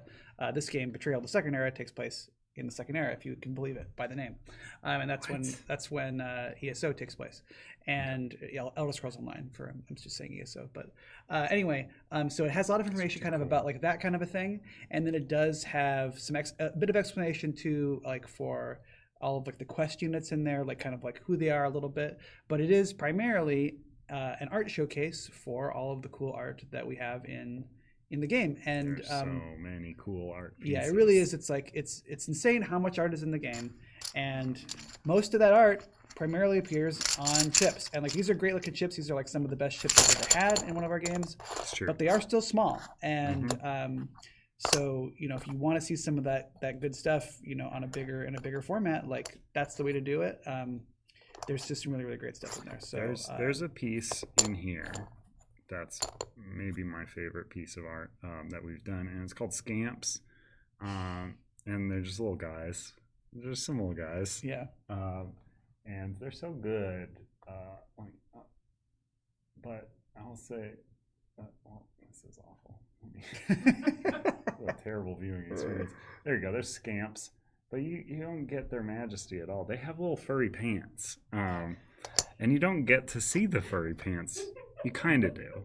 But they've got hairy little legs. So if you want to see the furry pants and all of their majesty, you can see in the art book. So that's kind of what it is. As terms of its status, I know people have asked like kind of like where it is. It's basic, like it's been text approved. I think we've been kind of doing a bit of work on like figuring out like the way that we want like the book jacket to look, essentially, or like the book cover to look. Yeah. So we don't have a final sample of it yet, but I think we will pretty soon. And I'm sure that when we have it, we'll show it off. So we sure will. That's where it is.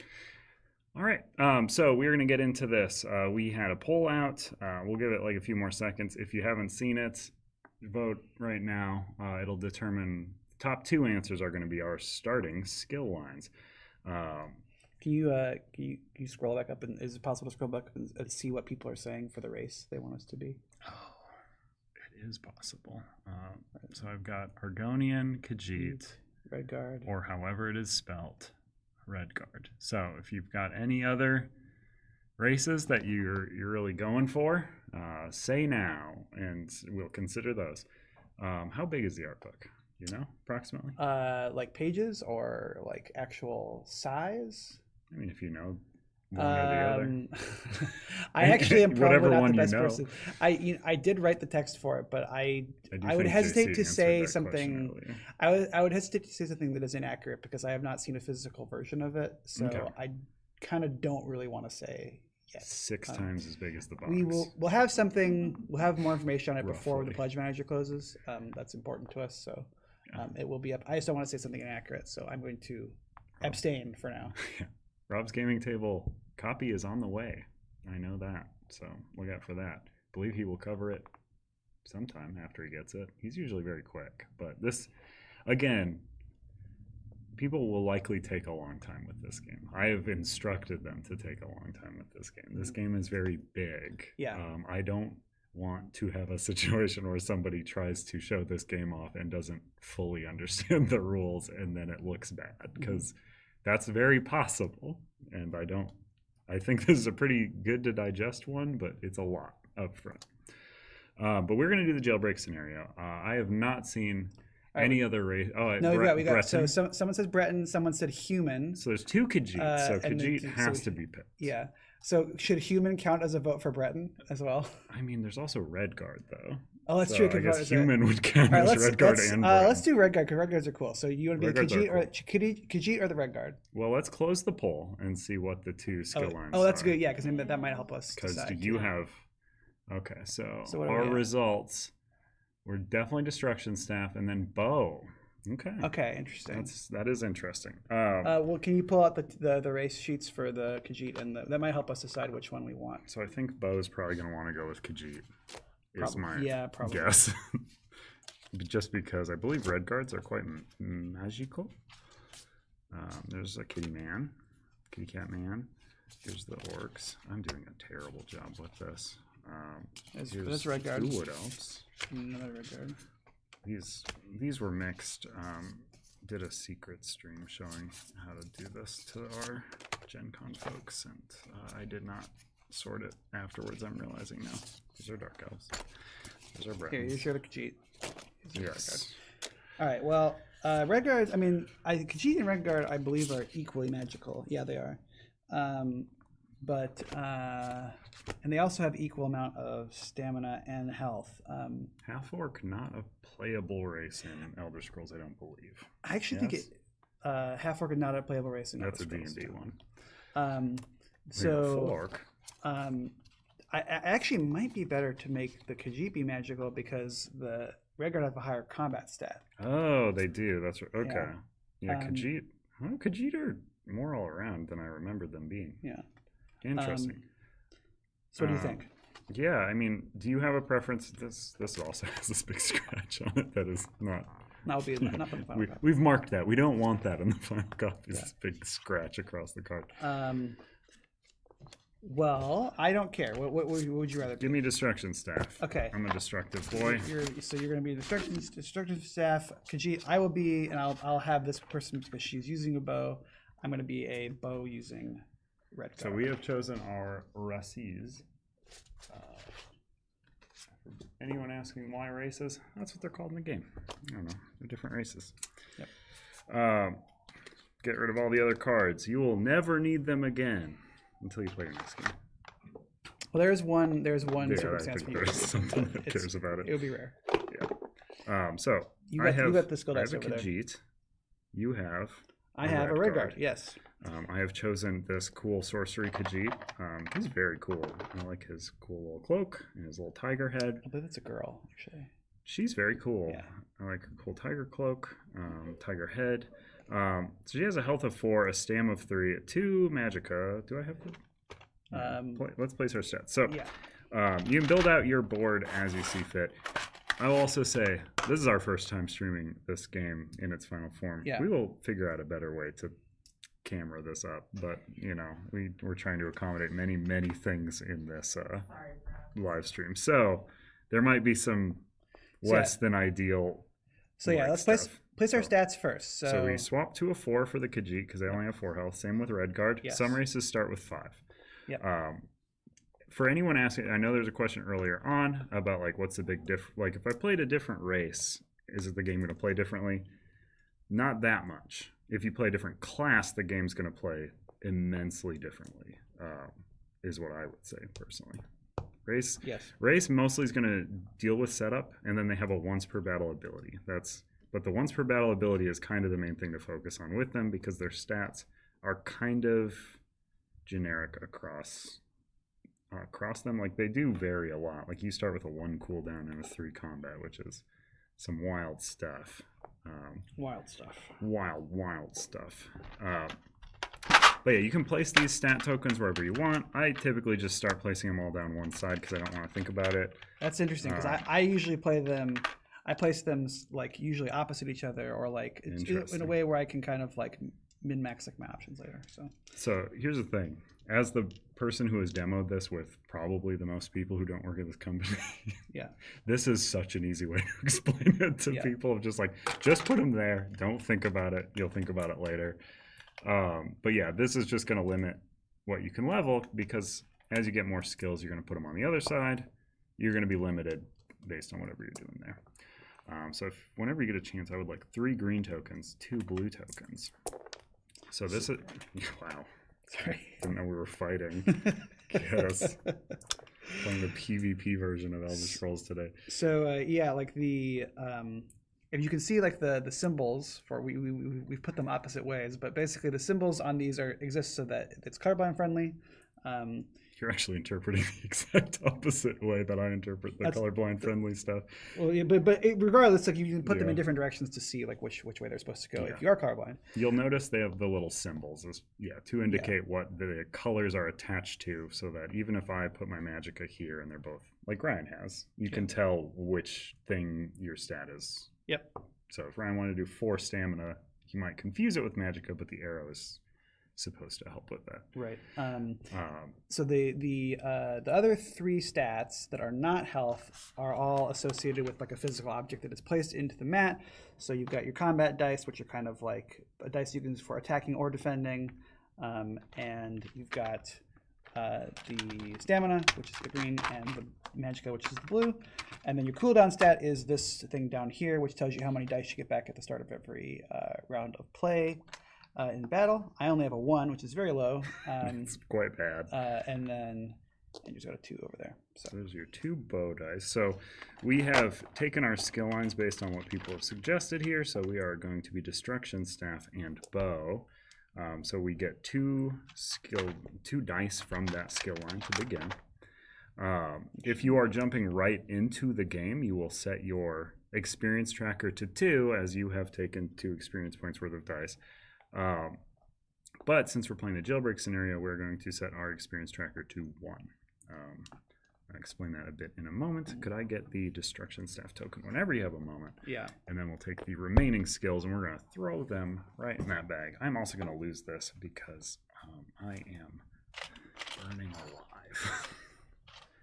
And talk a little more about these skill lines and how they can differ from character to character. So skill lines are not so skill lines are like their own thing, right? So we have destruction, staff, and bow. So that means Ryan can use these bow dice that he has access to because he has the bow skill line. I can purchase these destruction staff dice because I have the destruction staff skill line. We can acquire more skills as we go on in our playthrough, but for now you start with 1, which is why we heavily suggest, I'm gonna keep reiterating this every video we do, take things that say deal damage as a starting skill line. If you're playing a party of 4, maybe one of you can get away with not doing that, but Not recommended. not recommended. I think it's usually fine, but at least the majority of players should be taking starting dice that have level 1 dice that deal damage. And we're going to have an in-depth how to play on this as well, so we're going to be kind of general overview at this time. Not to get too far out in the future, because this is literally years away in terms of like when anything more will be released for this game, but we do like putting more kind of combat, like damage dealing focus ones that we could say this could be a good one to take right away, like is something we are planning on doing for future expansions too, as we're adding more skill lines and stuff. So question, isn't destruction staff skill going to be extremely limited set across from health? So no, this is the fun thing about health as your skill. So health is 4, and you noticed for stamina I put 3 tokens out, magic I put 2 tokens out. 4 health is contained inside of this chip. I can upgrade this to 5 by putting a thing here, to 6 here, but right now I get 4 tokens worth in this chip. So most destruction people have staff 8 health. Yeah, destruction staff in theory right now I could fill this row and still have 4 health. Is that a good idea? That's probably really bad because destruction staff, half the results on most of the dice hurt yourself or others in your party. But Ryan's probably got a lot of health. No, he's got the same amount as me. But I put it he across can some gain combat. Though. health. I'm not going to build a full row of combat dice. Yeah. So. But yeah, that I typically like to put stuff across from health because you get so many tokens worth in your 4 there. Mm-hmm. All right, should we? How does the game scale regarding player count? So you're going to multiply your party's experience gained times. Let's explain it when we go into the jailbreak. We're about to do that. So. All right. So for the jailbreak, normally you would fill up your baggies. Let's read our little. Yeah. All right. Okay. So, I wrote all this, so I'm a little proud of it. Sorry. I don't like it very much. Okay. So if you do the jailbreak encounter, it's optional, but it is at the back of the big rule book here. So I'm going to read our little kind of the intro, flavor text for it. So you awaken in a dark, rough-walled holding cell somewhere in Tamriel. You've been imprisoned for some charge or another, protesting your innocence in vain all the while. But it seems you're stuck here for the time being. As you resign yourself to some time cooling your heels behind bars, however, a weathered-looking redguard approaches your cell, clutching a key in his hand. You sit up and take notice. Do a voice. You there, he says in a coarse whisper. Listen, my name is Bodine. I represent a guild of like-minded individuals called the Outer Watch. We are small, preferring to remain behind the scenes, but we work for the betterment of communities all around Tamriel. We help people advocate for themselves, assist in places that need it, expose political corruption, and more. You look at him blankly. You're in a jail cell, after all, and you've never seen him before in your life. Right, he says, remembering himself. I'm here because the Watch believes you have potential. Too much to be locked away here for gods know how long, subject to the whims of corrupt jailers. Now you're really paying attention. I will let you out of here, he continues, flashing his key. What you do after is up to you. The Watch needs good help these days, as one of our number, a wood elf named Deslandra, has gone rogue. She's decided that the Watch was thinking too small, that for justice to truly come to Tamriel, the only solution is to get rid of magic completely. She believes this will be the great leveler, keeping the magically powerful from preying on the weak. But how much would be lost in the process? We need to help stop her, as her resources are considerable, but we won't force anything on you. This is, he chuckles, an unconditional release. He turns his key in the lock, and he's gone. You consider his words, but before you decide how to make your way in Tamriel, you must first escape. This is the man. This Yes. is our That's Bodine. he kind of gross. He's got a big old gross scar. He's cool. He's very judge, cool. Judge a book by its cover. Bodine's I'm awesome. judging him. All right. So I guess that was very judgy. So But he's got a cool scar. Um, It's kind of gross though. So when you're playing this game in jailbreak mode, so usually when you play the game, you start out with a 2 XP, which is kind of representative of like the 2 skill dice you've slotted in. But when you're playing the jailbreak, you start at 1 XP, and the reason why is because your class will kind of represent like the next XP you're getting, and that also kind of lets us explain how the scaling works. Mm-hmm. So how the scaling works is that you get a number, your enemy pool value is equal to the number of players multiplied by the number of XP that you have. So in this case, we have 2 players, we've got 1 XP, so our enemy pool is 2. How how that is kind of plays out in the course of the gameplay is that there are 4 different like value levels of enemies. There's 1s, 5s, 10s, and 20s, and you will make your enemy pool using the smallest number of enemies you can use in that. So basically, like as soon as you would hit like 5, instead of using 5 level 1 enemies, you would use 1 level 5 enemy. So in this case, there's the total EP or enemy pool is 2, so we have to use 2 level 1 enemies. In the jailbreak, instead of having all the level 1 enemies in the bag, we only have 5 of them, and the enemies that we draw will kind of help us determine what classes we're going to have access to. Yeah. And we'll speedrun these questions. Any plans for a narration app? No. Unless I am wrong. No. Any planning for super legendary item with its 1 special dice?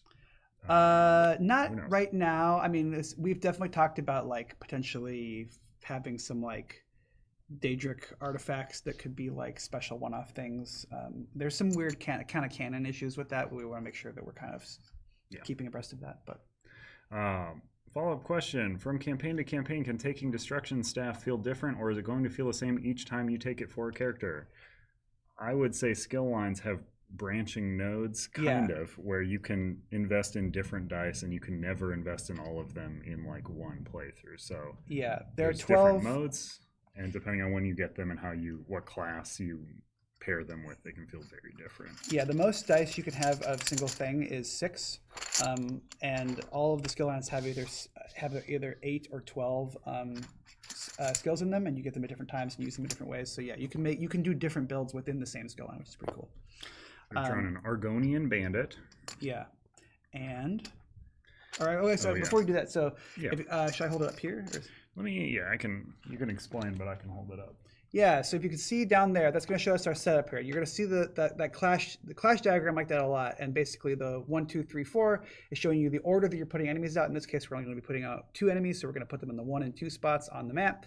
There's also a room for a cache, which is like our kind of treasure chest item, and then there's the green area there you see is for the escaping. So cache is right. So yeah, put a cache there. So if you're ever wondering how we're dictating this, we're using our premium health chips. The only premium thing featured in this playthrough is the premium health, because I think it looks cool. Sedang cool, and I'm certainly gonna. I try to showcase the stuff that comes in the base game mostly when we do these, but 3. This premium health just looks so neat. One more. One more thing. Skeleton. Okay. Skeleton. Can you get He has 2 health. 2 health. All right. There you go. And then I put the rest of these fellers in the bag. Yes. Except for. Oh, we don't have our regions own chips out though. Nope. We don't need those. This is the thing I forget most when I demo this game. It's when we actually go to gameplay. I like that the Khajiit tokens are orange, like a Garfield. Who did you? Red guard? Red guard, yeah. I don't remember what color those are. Red? Oh, that makes sense. Makes sense. That makes sense, yeah. Okay. All right, so we need our health chips for those 2. Wow, I mean, sorry. I would help if I had any of the stuff over on the side. I need to keep them on my side to keep you honest. Oh, also the swords that we're using are the premium swords, just because those are the ones I found quickest. So, premium swords, premium health, Everything else is what is in your base game. Man, there's a lot of region-specific colors here, ain't there? So what you're looking at through, I'm going to explain a little bit more of the jailbreak. All right, Go so for in the jailbreak, there is on the next page there is an achievements checklist. So you should be keeping track of like who is doing these things. Yes. But I would say it's more fun if you don't look at what the effects are of doing it, because you can kind of Correct. like you should kind of play as your heart is telling you, and then you'll kind of get an array of classes based on the achievements that you take. So I'm not even going to say what they are on a stream, so people can be extra surprised when we do them at the end. Okay. But there are 11 different potential check things we'll be able to do, not all of them, but several of them if we depending on how we play. So. And the main thing that is happening with us doing the jailbreak scenario is we are earning our class, or we're gaining our class. Yes. If we were skipping it, we would just choose a class. Let's see. Let me just make sure. Where are the premium bags? We're not using them. I don't want them to show off these regular ones.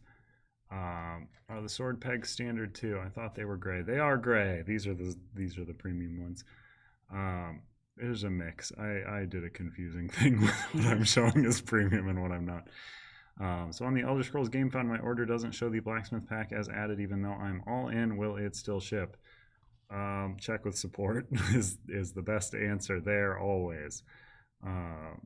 Using regular chips after playing with premium ones is like a knife in the heart. I disagree. I think they're both fine. Play with whatever your heart desires. Yep.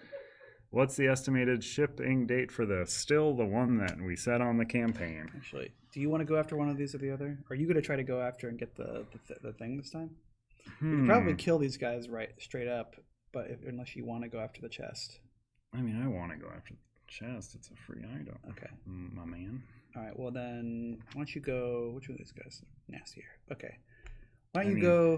A skeleton feels like it would give me more dark options as a class. Yeah, let's go like this. Perhaps. All right. So we can choose which one of us to go first. We can start any of the spaces in this little entrance tile area. Our movement is equal to our stamina. Now you can choose if you want to basically double your movement, but you can't take an engage then. So engages are how you throw dice. So basically, if you double move, that's your turn. Okay. All right. Well, I'm happy to at least try to take out one of these guys while you go after the chest first time. The starting player token. How would you like to? Okay. I'll go first. Okay. Okay. So let's look at what our enemy skills are. So the skeleton doesn't have any skills. The Argonian bandit has enfeeble, which we can look up on our little enemy skills list, which is... Yeah, I'll show a close-up on these guys real quick. Yeah. Outline how they work in general. Where am I? Yeah, so enfeeble is after this unit's engaged, its target gains light fatigue equal to the number on there. So in this case, 1 light fatigue. Not too bad. How you can read a enemy chip. Let me just get a close up. Makes way more sense. Can I get this one? There we go. Okay, so the heart, that's how much health they're going to start with. Pretty straightforward. The little flames, that's how many combat dice they're going to throw when they attack you. The little purple banner is their range. This is a little dark for me. There we go. Banner is their range, so that can hit up to 3 hexes away. 1 hex is the lowest that goes, and that is just going to be, they have to be adjacent. This little shield is how much damage you have to deal to them every time you engage before you start hitting their health. Right here, that little skull is just humanoid. There's also beast and Daedric. That is the level of the enemy, which is 1. You know that it's the right side because the other side is a 5.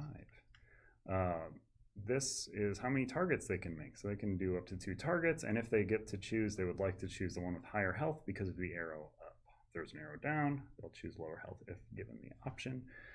There's their name, Argonian Bandit, and then that's their skill if they have one. Skeleton, we said, does not. It's also Daedric. That's the rundown on how to quickly assess your enemies. Okay, I'll go first. I want to go after the bandit first. So I am bow, which means that I can shoot. I cannot use my bow skills. I'm going to put myself in the ranged weapon battle form right here. Okay. And while I'm in the range of weapon battle form, I can use bow, but I cannot attack things that are adjacent to me. So I could use my bow dice. I could also use my combat dice here. You know, the combat sheet that kind of tells you like kind of how you can use these things and in what battle forms. The sheets themselves say what battle forms you can use them on as well. Yeah, combat represents just kind of your generic proficiency in punch and stuff. So they can be rolled in a lot of forms, but not magic. Yeah, so my range is also equal to my stamina when I'm in bow. So I'm just going to go right over here and not move anymore. And then I can roll up to 3 dice per engage because I have 3 stamina. So you roll up to 3 stamina based dice. Yes, correct. You which is all you have right now. Yes. So I am going to, my level 1 dice here can like help reduce defense, but he's only got 1 defense. So I think I'm going to roll 1 bow and 2 combat dice on this guy. Should I roll into there, or where should I roll these dice? Oh, that's a good question. I'm gonna roll it back here. Roll them wherever you want. Okay. Again, we gotta. Okay. Wow. He is so dead. So dead. So the purple result gets to ignore a defense. Yeah, deal X damage to your target and ignore 1 defense to your target for this engage. So 2 damage, 3 damage, 4 damage, ignoring 1 defense. Yes. Dead. So dead enemies are kept to the side until the combat is complete. Yep. At which point they get added back into the bag. Yep. That is not relevant here, but sometimes there will be enemies that can do stuff with that. So then I could take another engage now if I wanted to, but I don't want to. So I'm going to put all these dice in whatever order I want into my cooldown. Put this one out because I'm going to get one of these back. I want the bow dice back, the bow die back first. So I'm going to take that.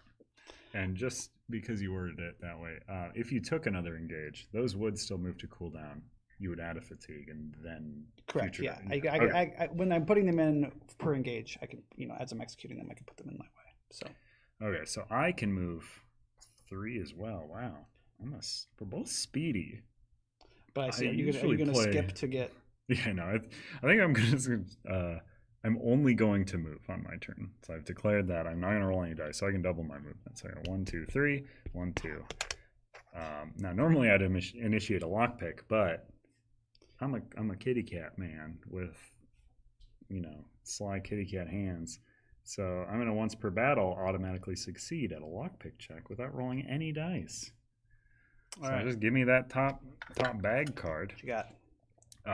Normally what you would do is you'd pull the thing and you would go, I've got 3 attempts to hit 2, 3, 5. There's a 5. Maybe I want to take a light fatigue, change that into a 2. Yeah. So I can do that any number of times, Roll, but for fatigue. So 3, and then you flip it over. Yeah. But you just get to do it for free because you're a Khajiit. I'm a Khajiit. Also, as part of my special Khajiit powers, I then get to move up to 5 spaces. Just move away so they just can't leave. reach you, unless you want it to reach you. So I have lockpicked.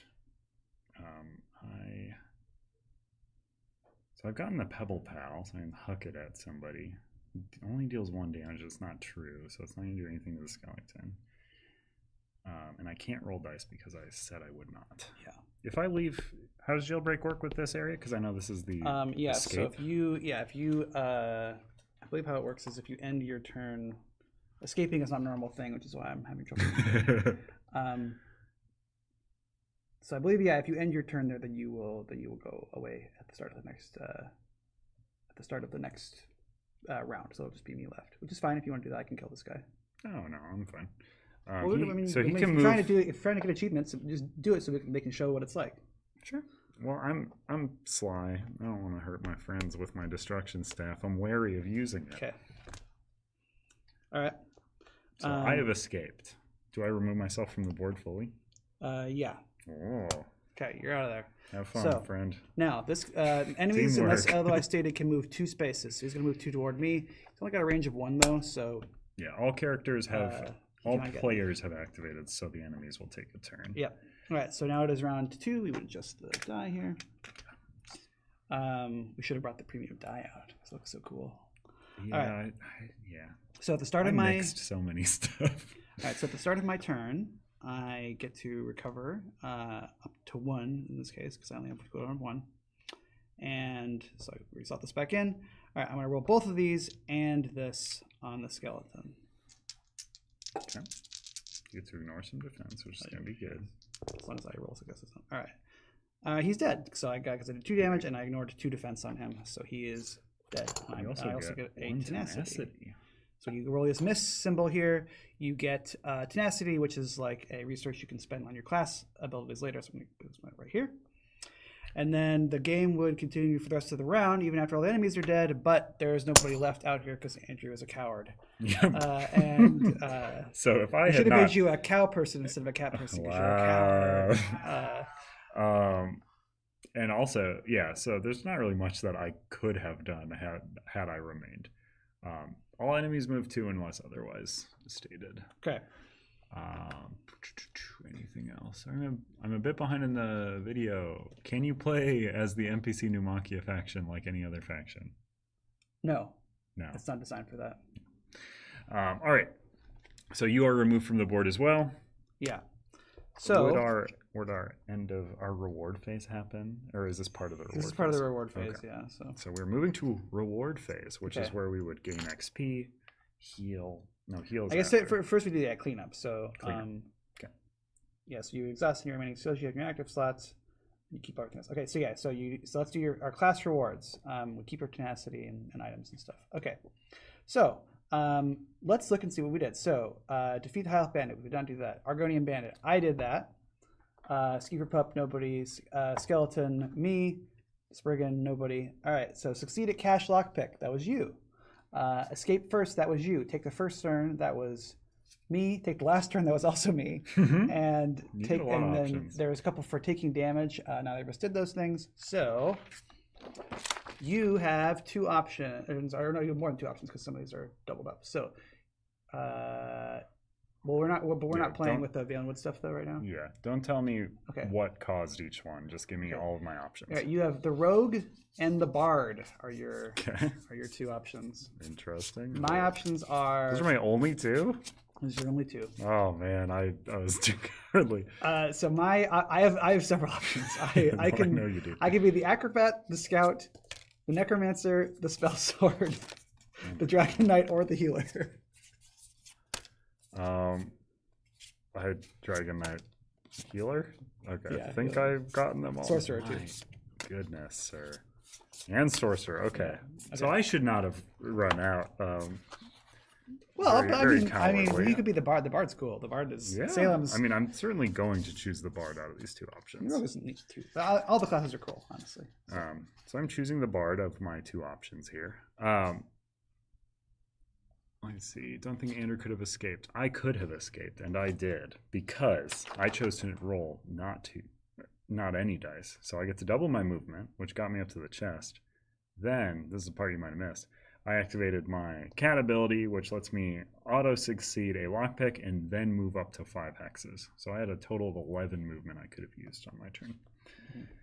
Which means had I already had a class such as Acrobat, I would have become a master of it because I believe the master condition on that one is move 11. Oh, you know what?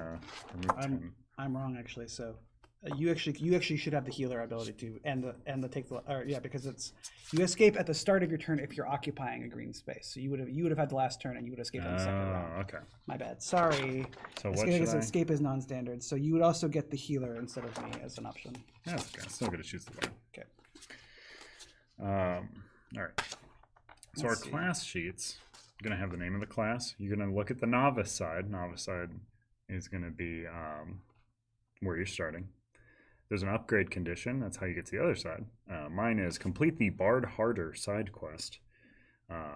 If I at any point do that, I flip to my master side and I get to be on that side forever until the campaign is complete.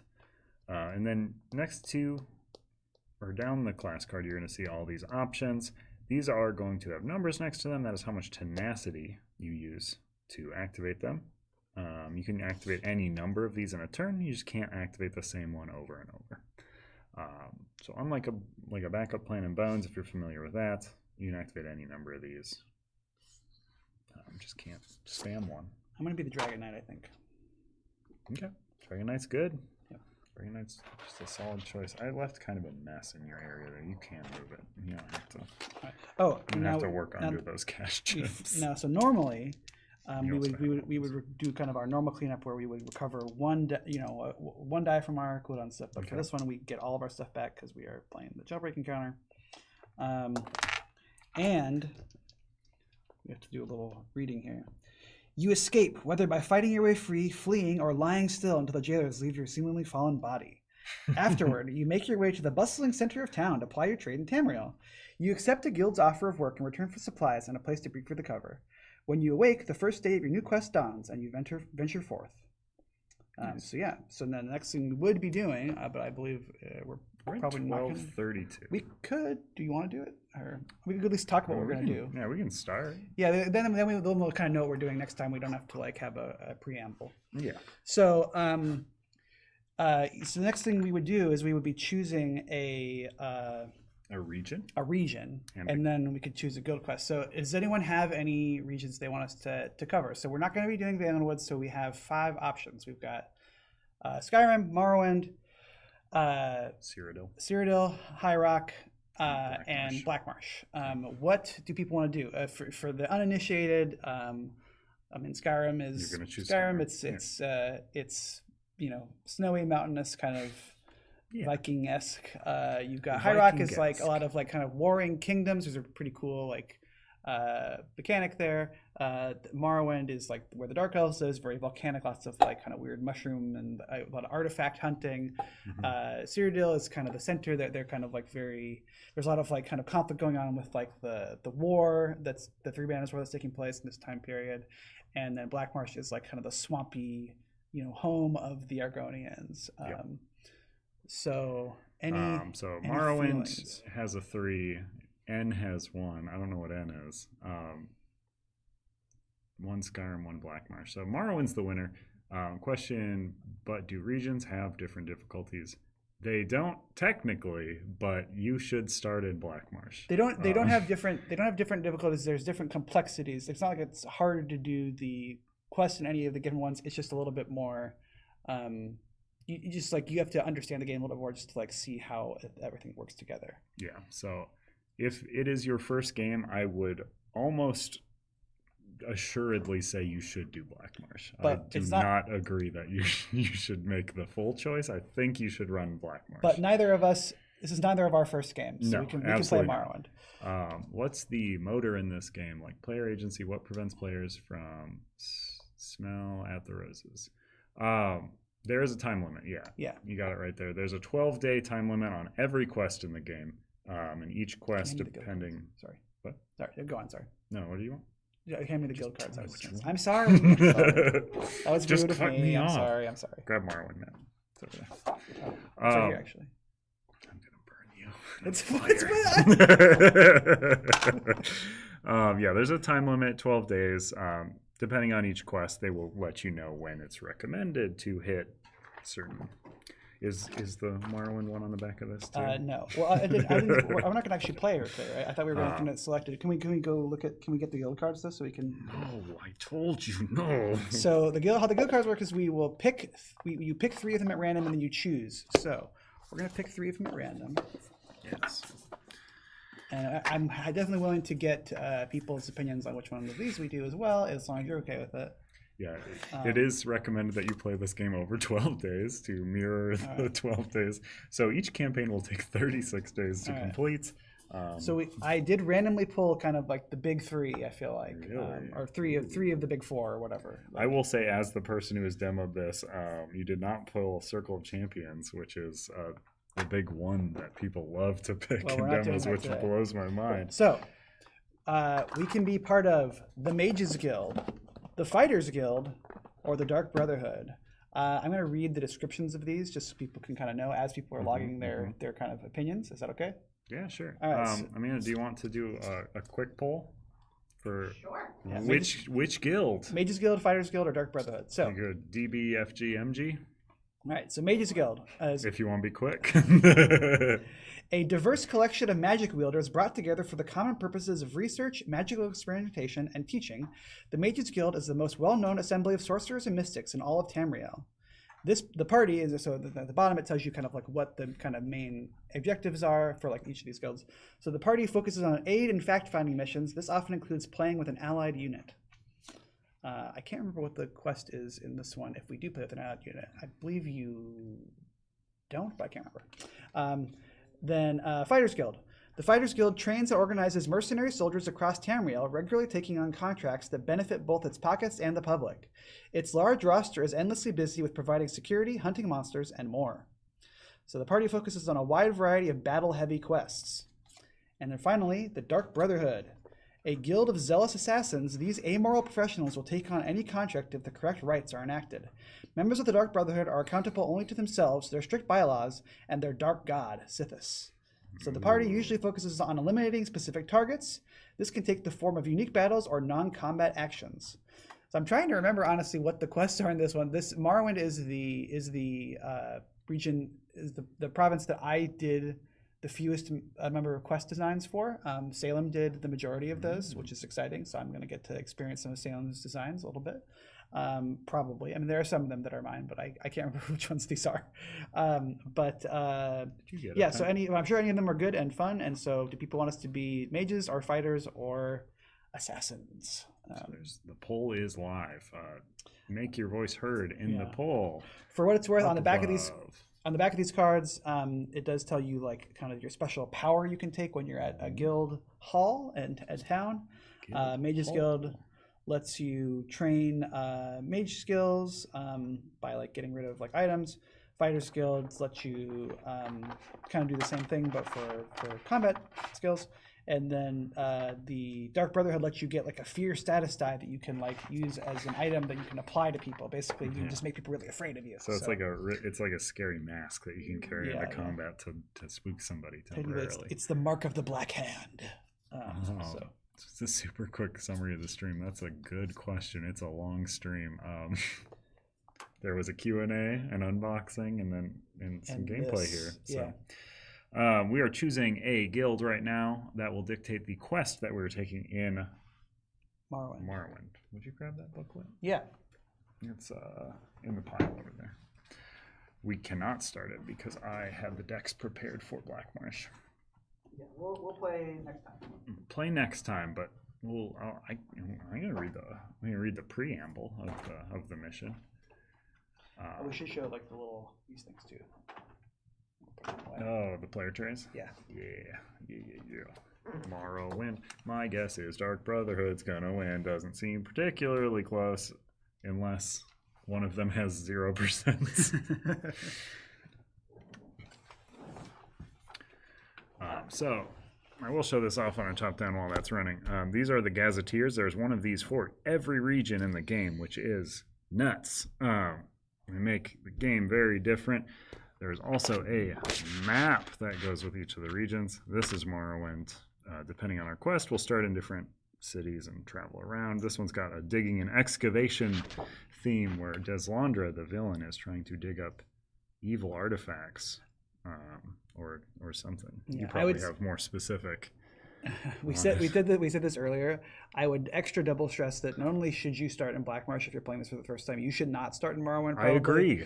Morrowind is, again, not more difficult, I want to stress, but it is just more, it is one of the more complicated, one of the more complex regions in terms of like understanding how all of the game's mechanics work with each other. I can't stress enough if you want to have like an enjoyable first experience with the game and not overload yourself, because it's already a lot. You should start in Blackmarsh. And likely with one of suggested guilds, I assume. Well, if you're playing like the very, like we have a recommended one that is like, that's the one that you can play through in Undaunted, right? The tutorial, which is the Undaunted.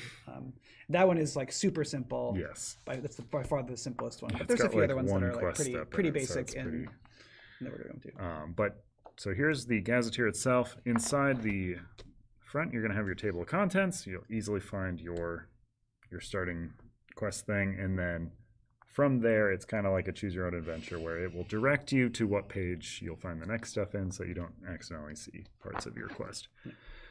On the back of that, you'll see your overline mechanics, which will explain how the place works, how the region works, I should say.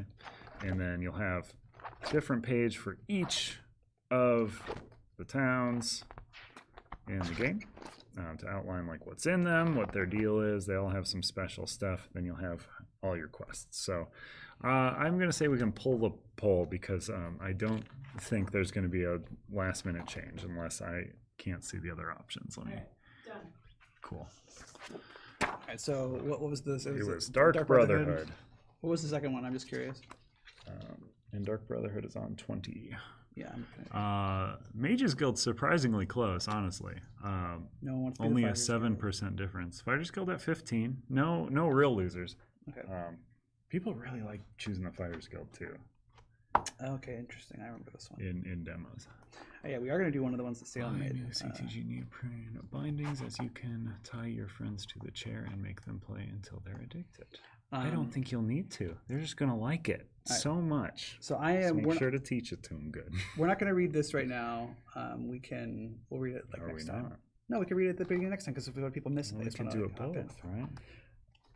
Should I? Yeah. I'm Okay, gonna all right. do a previously on, and we can So put like some heat waves in front of the camera to make it look like it's a flashback. And you Okay, can read sure. it again. kind of like the Batman. Yeah. All right, so this quest is called Mephala's Protection. Mhm. So the first step of each of these quests also has a session snapshot if you're kind of looking and wanting to know sort of like what the basic overall mechanical vibe is of a quest. This one is seek out assassins before participating in a final delve. Excavations trigger escalating negative effects when the final quest enemy is revealed. We will explain excavations next time, not this time because it is a little in depth. It's a lot. So this is the kind of intro text here. So you're contacted by Hides the Ashes, an Argonian member of the Dark Brotherhood in on special business from Blackmarsh. The Black Sacrament, I should talk like Argonian, huh? The Black Sacrament has given us a new target, she says. Dark elf thief by the name of Xeric, been stirring up much trouble as of late in Skyrim and Blackmarsh. We've word he's fled here and has sought refuge with, she spits, the Morag Tong. You nod. You gotta spit. No, not on me. You nod knowingly. No petty crook could run through half of Tamriel and end up with a Morag Tong without a powerful sponsor. And the Dark Brotherhood would have a strong interest in depriving its rival guild of the prestige and coin that come with a high-profile ward. The job is simple, Hides the Ashes continues. Figure out where the Xeric is holed up and eliminate him. Avoid the Morag Tong who would kill you to protect him. I trust you can work out the details. So, Ooh. we're going to be hunting down Xeric the Assassin next time. So. Heck yeah. All right, so a couple little things. So normally we would just go right into this if we were playing a normal game, but since we're not, we can We're a little pack, pressed for time. yeah, we can kind of pack up our things a little bit, show how the Yeah, we can show the little trays. yeah. We didn't use our little character trait thing. We use our character log. What are our characters' names? Yeah, that's a good question. That's what we have to write down here. Yeah. Does anybody have any suggestions for our adventurer names? I have one locked and loaded if no one has any good ones, but I mean, I'm a Khajiit bard, so I think I'm gonna be Garfunkelfield. So that's probably not open to negotiations. well, wait. Then I kind of want to be my character could be named Simone then. Simone and Garfunkelfield. All right. Yeah, that's pretty good. Close the polls. those are the names. Simone and Garfunkelfield. Yep. All right. There we go. All right. And Easy. I don't think it's going to be hard to remember that we have chosen the Dark Brotherhood. Yeah, I'm gonna write it down. So session 1 quest, Morrowind, Dark Brotherhood. And then party XP is 2. This is our little character sheet. Or not our character sheet. It's our little campaign journal where we're going to track all of our info as we go. All right. One other thing to note, if we didn't mention it, after the jailbreak scenario, you tick that back up to 2 experience. Yep. It is only set at 1 for the purposes of the jailbreak scenario. So I'm going to fill these old trays up here. If you don't have the little binders, you're going to place your cards that you have acquired into here and just the base. Then you're going to take your mat that can lift up and go right into there all snug. And then you're going to remove the sword from your tenacity and your battle form because those don't need to be tracked across campaigns. Oh, in this case, we actually do need to track our tenacity. But it's fine. I'll just remember I have one. Just Or remember you I'll have one. forget. You'll forget. Yeah. It's one. Who cares? So yeah, that is it. All right. There you go. Right there. All right. Sticks in there fine. One of my staminas came out, but you know, doesn't matter. Which place did you put your stamina? Which one did it go to? That is actually one of the funnier ones to fall out. All right, that's me. Yep. No, and then you're just throwing in your other. Oh, Yep. sure. Why not? Why not? Confuse it a bit. Throw just these excess tokens in here. All right. No, it doesn't close snug. Mine close is fine. You're just doing it wrong. Dummy. So that is the pack-up solution. This is included in the box. This is wild to me. There's a lot of stuff that's included in this box that's strange, and could have probably charged extra for it. So, you know, pick it up now before we do, I guess. We're not gonna. Premium health, though, that's the steal right now. That will cost more. So, A lot you more. know, if We're doing. we put way too many chips in here for what we're charging. I mean, originally it was going to be fewer, and we realized in the testing that we were going to need a fair amount more chips, and so yeah, it's going to go significantly up from where it is now. So if you do want it, this is the right time to get it. Currently, it houses, I believe, just around double what's in TMB Premium Health. Right? Just no, around. not quite. There's not quite. 90 chips in there. Yeah, but there's like 60 odd chips in Premium Health in Bones. I believe. Really? Yeah, but Okay. it's a lot more though still. Yeah, this is way more. Yeah. But all that Premium Health is the main thing to pick up if you are interested at all, because that is the one thing that will definitely go up by a fair margin, other than the base game itself, which you should also buy. Yep. In the late pledge stage, which will close, I don't know, September something is what Gilly said. Check earlier in the stream. Any last questions before we wrap up here? We have 11 minutes before you have to go. But we don't have to be on for that long.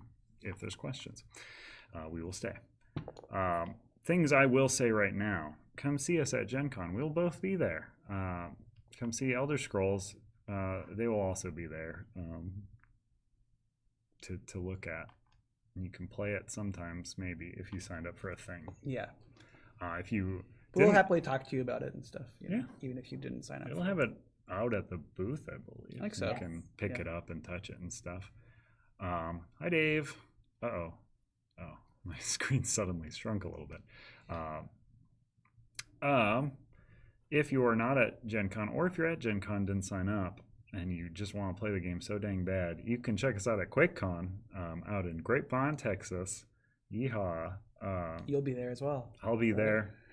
I'll be there. He's sleep deprived, but there. Nobody else, except for Brandon, who you can also see at the booth at Gen Con. How many 20 strong to go boxes fit in the big box?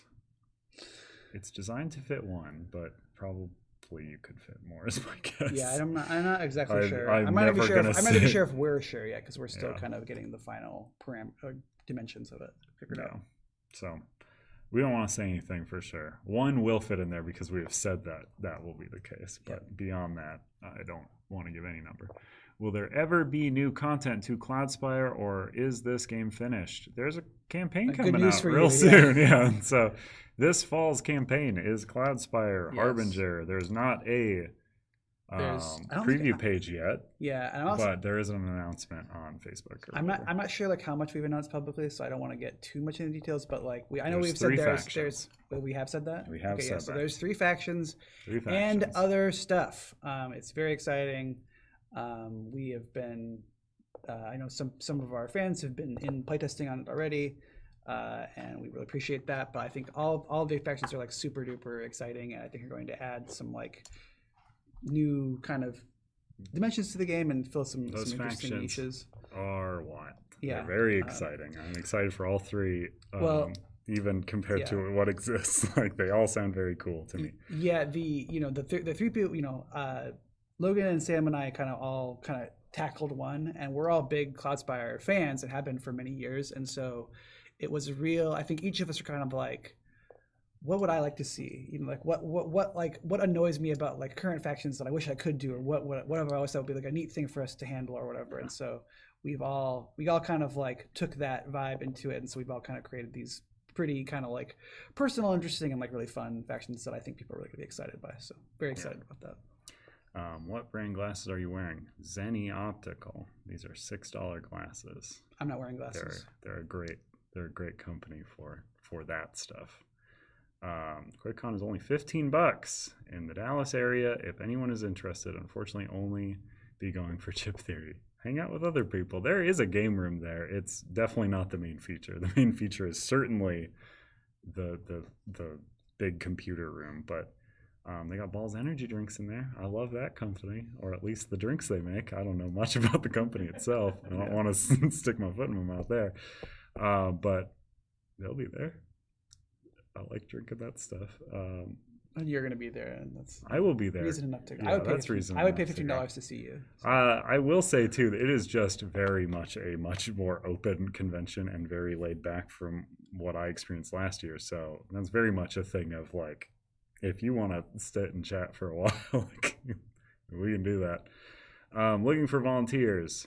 No, I don't think so. Amanda is off screen and is a better indicator of that. No, We're good. we got who we need. There's not a huge presence. We need a new how to fit everything in the box for Cloudspire. That's possible, right? From the new stuff we're adding? You don't have to say anything. There's a more complicated answer to that I don't really want to say because we haven't said anything that's going to come out yet. But like, it's definitely something we are keeping in mind and attempting to account for. I'll put it that way. I think that the people who are Cloudspire fans, we are aware of that, like the fitting in the box is important, but we also are aware that like of what people are kind of interested in seeing and getting in the game. And so ultimately I think we're trying to like preserve that idea first of like, what do people actually want out of this? What's going to make this game feel complete? Because I think this is, unless the game really does gangbusters, probably among the last bits of Cloudspire stuff we're ever going to make. Yeah, if you want more Cloudspire stuff, you gotta really show up for this campaign. Yeah, and please do. I mean, we love making it, please and do. I'm really excited to get to work on it. But we want to prioritize that first. But then, like, obviously, like storage is a concern, and so we want to make sure that that's being addressed as well. And we are working on that kind of thing. But like I said, I don't want to get too into it because there are still things in the offing or things that have not been like announced publicly. So yeah, and things are still being figured out. Yep. Not a question somebody had, but they are trying to decide between Deluxe Adventure Inventory, Deluxe Playmat, or the big playmat, I guess the only playmat, or Premium Health. Or Premium Health. Oh. My vote out of those three would be Premium Health, personally. Yeah, I would agree with that. I mean, because it looks really cool and it's going to go up in price a lot, which also I think that in inventories will too. But yeah, I mean, they're all three good, and I would say that this is probably our best playmat we've made. This playmat's gorgeous. Yeah. You definitely should check the dimensions of your table because I certainly could never fit this on my table, which is pretty large. But it's really, really functional, and so I this is probably my favorite playmat we've yet fashioned. But I think that you don't need any of that stuff. Like we want to make sure that like the game is it's playable out of the box. I do love playing with Premium Health though. I think that like it just adds like a really nice like weight to what you're doing. So this new Premium Health looks so good. Deluxe Adventure Inventory is really cool too. I know I've seen some people like who have been asking about like, well, which side do you have your hero on or things like that. But like it will help you kind of organize your space a little bit. So it's kind of, I guess, like it sort of is dependent on like what you want. So it's like like the Adventure Inventory and the playmat are better organizational tools than the Premium Health. But like you don't need those tools, and you don't need the Premium Health either. But the Premium Health, I think, does enhance like the tactile experience of playing the game, which obviously is a huge thing for our games and for a lot of people who play our games. So it's kind of whichever one of those makes the most difference to you, with the caveat, as Andrew said, that like the premium health is going to go up in price considerably after the pledge manager. So definitely go to QuakeCon if you're in the area. I wouldn't make like a full trek out of it unless you're already headed. But you're a real Andrew head. Yeah, if you're a big Andrew head. Do you do any Canadian conventions? Not this year, maybe in the future. I have no idea. I don't know what those consist of. I think Shucks is there when it is happening, and I think we will go to the next one of those whenever that happens, if that happens. I don't actually know. Well, I know we're kicking up our convention footprint quite a bit next year as Elder Scrolls is going to be out by then. So that's if you want us to come, like, make some noise about it. Yeah, there's a big showing for a convention. We'll try to get there. Yeah. Can you share what strategists will get as part of the Cloudspire Harbinger campaign? No. We will say more on that when the campaign goes. What's the recommended order to play the campaigns? I would say session 1, session 2, and session 3. But the smart aleck answer is you should start in Black Marsh. Are we talking about that, or are we talking about the Tanglewoods campaign? I don't think you're talking about. Okay. They said. Yeah, if you're talking about the Tanglewoods campaign, I have no idea. You can't play them in any order. I think we do have recommended in the rulebook right now of like red, gold, white, but I could be wrong about that. But you can play it any order. Always played it in. And you should play it in multiple orders. I think for this, I mean, like for this, it's very variable. It's very variable. I mean, like it's basically you can play them in the campaigns in any order, but like when you pick the first campaign, the second campaign is kind of like determined as one of 3 options essentially. So but then that second option could be your first option in a later campaign. We'll kind of get into that more on a later stream, but it's a pretty cool like modular system, if I do say so myself. So yeah, you get some branching options at the end of each session to head into your next session. So it's not wide open, but it's pretty open. Yeah. This may have been answered. It hasn't been answered, Dave. This is an insane question. How many different words are in the Cloudspire expansion's story? What? I would love to see a word cloud.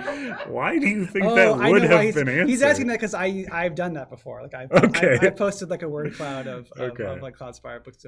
So the Cloudspire hardcover book is not yet written. One, because I've been working on Elder Scrolls and Tanglewoods stuff finishing up, but 2, because we're still kind of in the solo scenario design space, and so I usually try to write that to sort of incorporate like some of the objective elements that are in the final versions of the solos. So it will be written, but it has not yet been, so no word cloud yet. But I'll try to post it in Discord sometime after I write it.